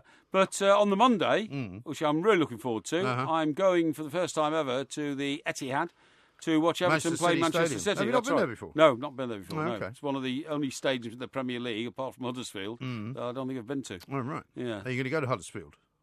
It depends when the game is and whether we can availably go. Is it fit for a Premier League status? Oh, yeah, absolutely. I think I'm pretty right in saying it's a fully seated stadium. I think when you get to the Championship, if you come up from the ranks... Well, it would be, yeah. I think you get 2 years' grace or something to convert it into all seats, but by the time you get into the Premiership, you've got to make sure it's done. Now, what we haven't been able to do on this particular show is to track down a couple of people that we were looking for. So we may try and do that tomorrow. Yes. Because we're trying to track somebody down to talk in some more detail about the problem of drinking on board planes. Yeah, maybe. Because you've travelled on a lot of planes in your time. I have. In your career, both with the Daily Express. Yes. Other newspapers are also available. Yes. And with Talk Sport. Yes. And there are many people who have got stories to tell about your behaviour on said planes. Rubbish. However, we haven't been able to get any of them actually kind of plugged in. Because the stories don't exist. Because you're trying to make them up again. They've been very busy today. Yeah. However, a couple of people have volunteered to come on the show tomorrow. All right. So we're hoping that particular aspect of your historical work will be made clear. Well, my lawyers will be listening. Your lawyers may wish wish to listen, but defence of truth is always a defence. Mm-hmm. You know? Yeah. There's always a defence of truth. Well, there's a justification of truth, but there's also a non-justification of lies and machinations of mischievousness. The only thing we can say is that you've never been escorted off a plane. No, of course I haven't. Why would I get escorted off a plane? Well, because some people have been escorted off planes for rowdy behaviour. Yeah, that's right. It does happen. I went on a plane once to America on something called the Highland Express. Really? No, I think this lasted about a month. I'm not joking. The Highland Express. It was in the sort of 90s, I think, right. and airlines were cropping up all over the place. Yes, I mean, it sounds vaguely familiar. Yeah, well, the only way you could get to America was via Scotland. So what happens is the Highland Express takes off at Heathrow. Right. It flies to the remote airport in Scotland. Prestwick, that's the one. Lands in the middle of nowhere. I mean, as we were coming down to Prestwick, I thought, where is this? And all I could see was a... and you wouldn't have been up in the air for very long, either. No, you weren't. About 40 minutes. And all you could see was an airport. I couldn't see a town. There's a town called Prestwick. Well, there is a town in Prestwick. There's a great golf club there as well. Is it? One of the oldest in the world. Is it? Oh, I couldn't see it. Anyway, so we land, and then, a few more people get on. And then they say, right, OK, we're going to the United States now. And that's, did a U-turn and sort of went back the other way. And everything was very pleasant about it, except for the fact the next time I rang up and tried to blag an upgraded seat on the trip to America, I found out that the airline didn't exist anymore. Is that right? Yeah. Well, I remember I used to be quite friendly with the people. It was purple and white delivery. Yeah, I think I remember it. Right. I remember British Caledonian. Oh, I flew on with I used to fly with them all the time. Yeah, I did as well. Yeah. In fact, I flew to Pakistan with Benazir Bhutto when she retook the country. On Becal, as it used to be known. On Becal, sitting next to her in the very seat, yeah. Right. And we flew into Lahore. Lahore. Yeah, absolutely. How nice. Yeah. Well, we'll have plenty more tales like that tomorrow. Indeed. As we say, a couple of other people will be tracked down to tell stories of your past, which you may not like. Yes, well, now, I have nothing to fear, believe me. I'm sure the next man we're about to talk to has never been thrown off a plane for rowdy behaviour. Mr. No, Delaney. I have seen it happen to friends and colleagues. Really? Well, I'm a West Ham fan, and when we went, we very rarely play in Europe, but we did get drawn about 10 years ago against Palermo of Sicily. Can you imagine what a lovely away game that was? Would be nice? Oh, it was lovely. It was September, so the sun was still shining, and we all went down on Ryanair to Palermo, saw us lose 3-0, but then spent a wonderful day on the beach. But unfortunately, on the way back, there were shenanigans on the plane, and I saw multiple arrests as we got off. Oh dear, yeah, so that was very unpleasant. But myself, have to do an emergency landing anywhere there. No, I don't drink myself anymore. But when I did used to drink, I must admit, there was a peculiar pleasure to drinking on an aeroplane or at an airport that I can't quite explain. But it's like your mind gets into a different zone where it's like the usual rules don't apply. People say if you're drinking on board a plane as Doesn't count. you actually get drunker because That's of true, the altitude. Yeah. So there are so many things in its favour that I can see why people sometimes make these mistakes. Right. Well, one of the things Ryanair is saying is, well, the thing is, people are drinking too much when there are delays. Well, how about you cut out the delays? Yeah, well, precisely. Yeah. What else you got coming up? So, obviously, we'll be talking Charlottesville and the latest from Russia. We'll speak to our old friend Michael Graham. Not Mike Graham, we've got a Michael Graham. I hope you don't find that upsetting or offensive that there is another. Okay, good. Not at all. Michael Graham, what does he do? Our man in Washington, okay. Broadcaster and journalist in America. It's Actually, like the American you. Do you know what? When I was working in Edinburgh, the guy that was the programme director of the station in Edinburgh found this guy, and there was a plan afoot to switch us around and send me to Washington and bring him to Edinburgh. Well, there are parallels between you. I think the two of you would get along. Yeah, maybe. Yeah. I don't think they would get along. Nobody gets along with him. Well, it'd be certainly somebody I could work with when he finally pushes off. Yeah. Yeah, I'll tell you what else. My money after I've left you behind. Yeah, actually, Porky, I've got to give you credit here. I know that we don't often talk about football on this station, but since we're all here football fans, I listened to you both on TalkSport the weekend. You're the only bloke I heard. Did you back Burnley? You backed that. Have you talked about that on the show? Yeah, 39 it was absolutely to 1. amazing. Absolutely, I was listening to it, and I must say I had a chuckle to myself. I was out running, listening to you both, and I thought, come on, Burnley. No, 39 to 1 on the treble he got. That's right, I did. I thought there was trouble at the mill at Chelsea, and they might just implode at the start of the season. 3-0 down at half-time. Wow. No one else spotted that, so well done, and the drinks are on you, I suppose. It won't be happening again. No. Well, you never know. Now we're being told we must go. Okay. Right. So we're going to leave you in charge. Sam Delaney's coming up next. This is Talk Radio.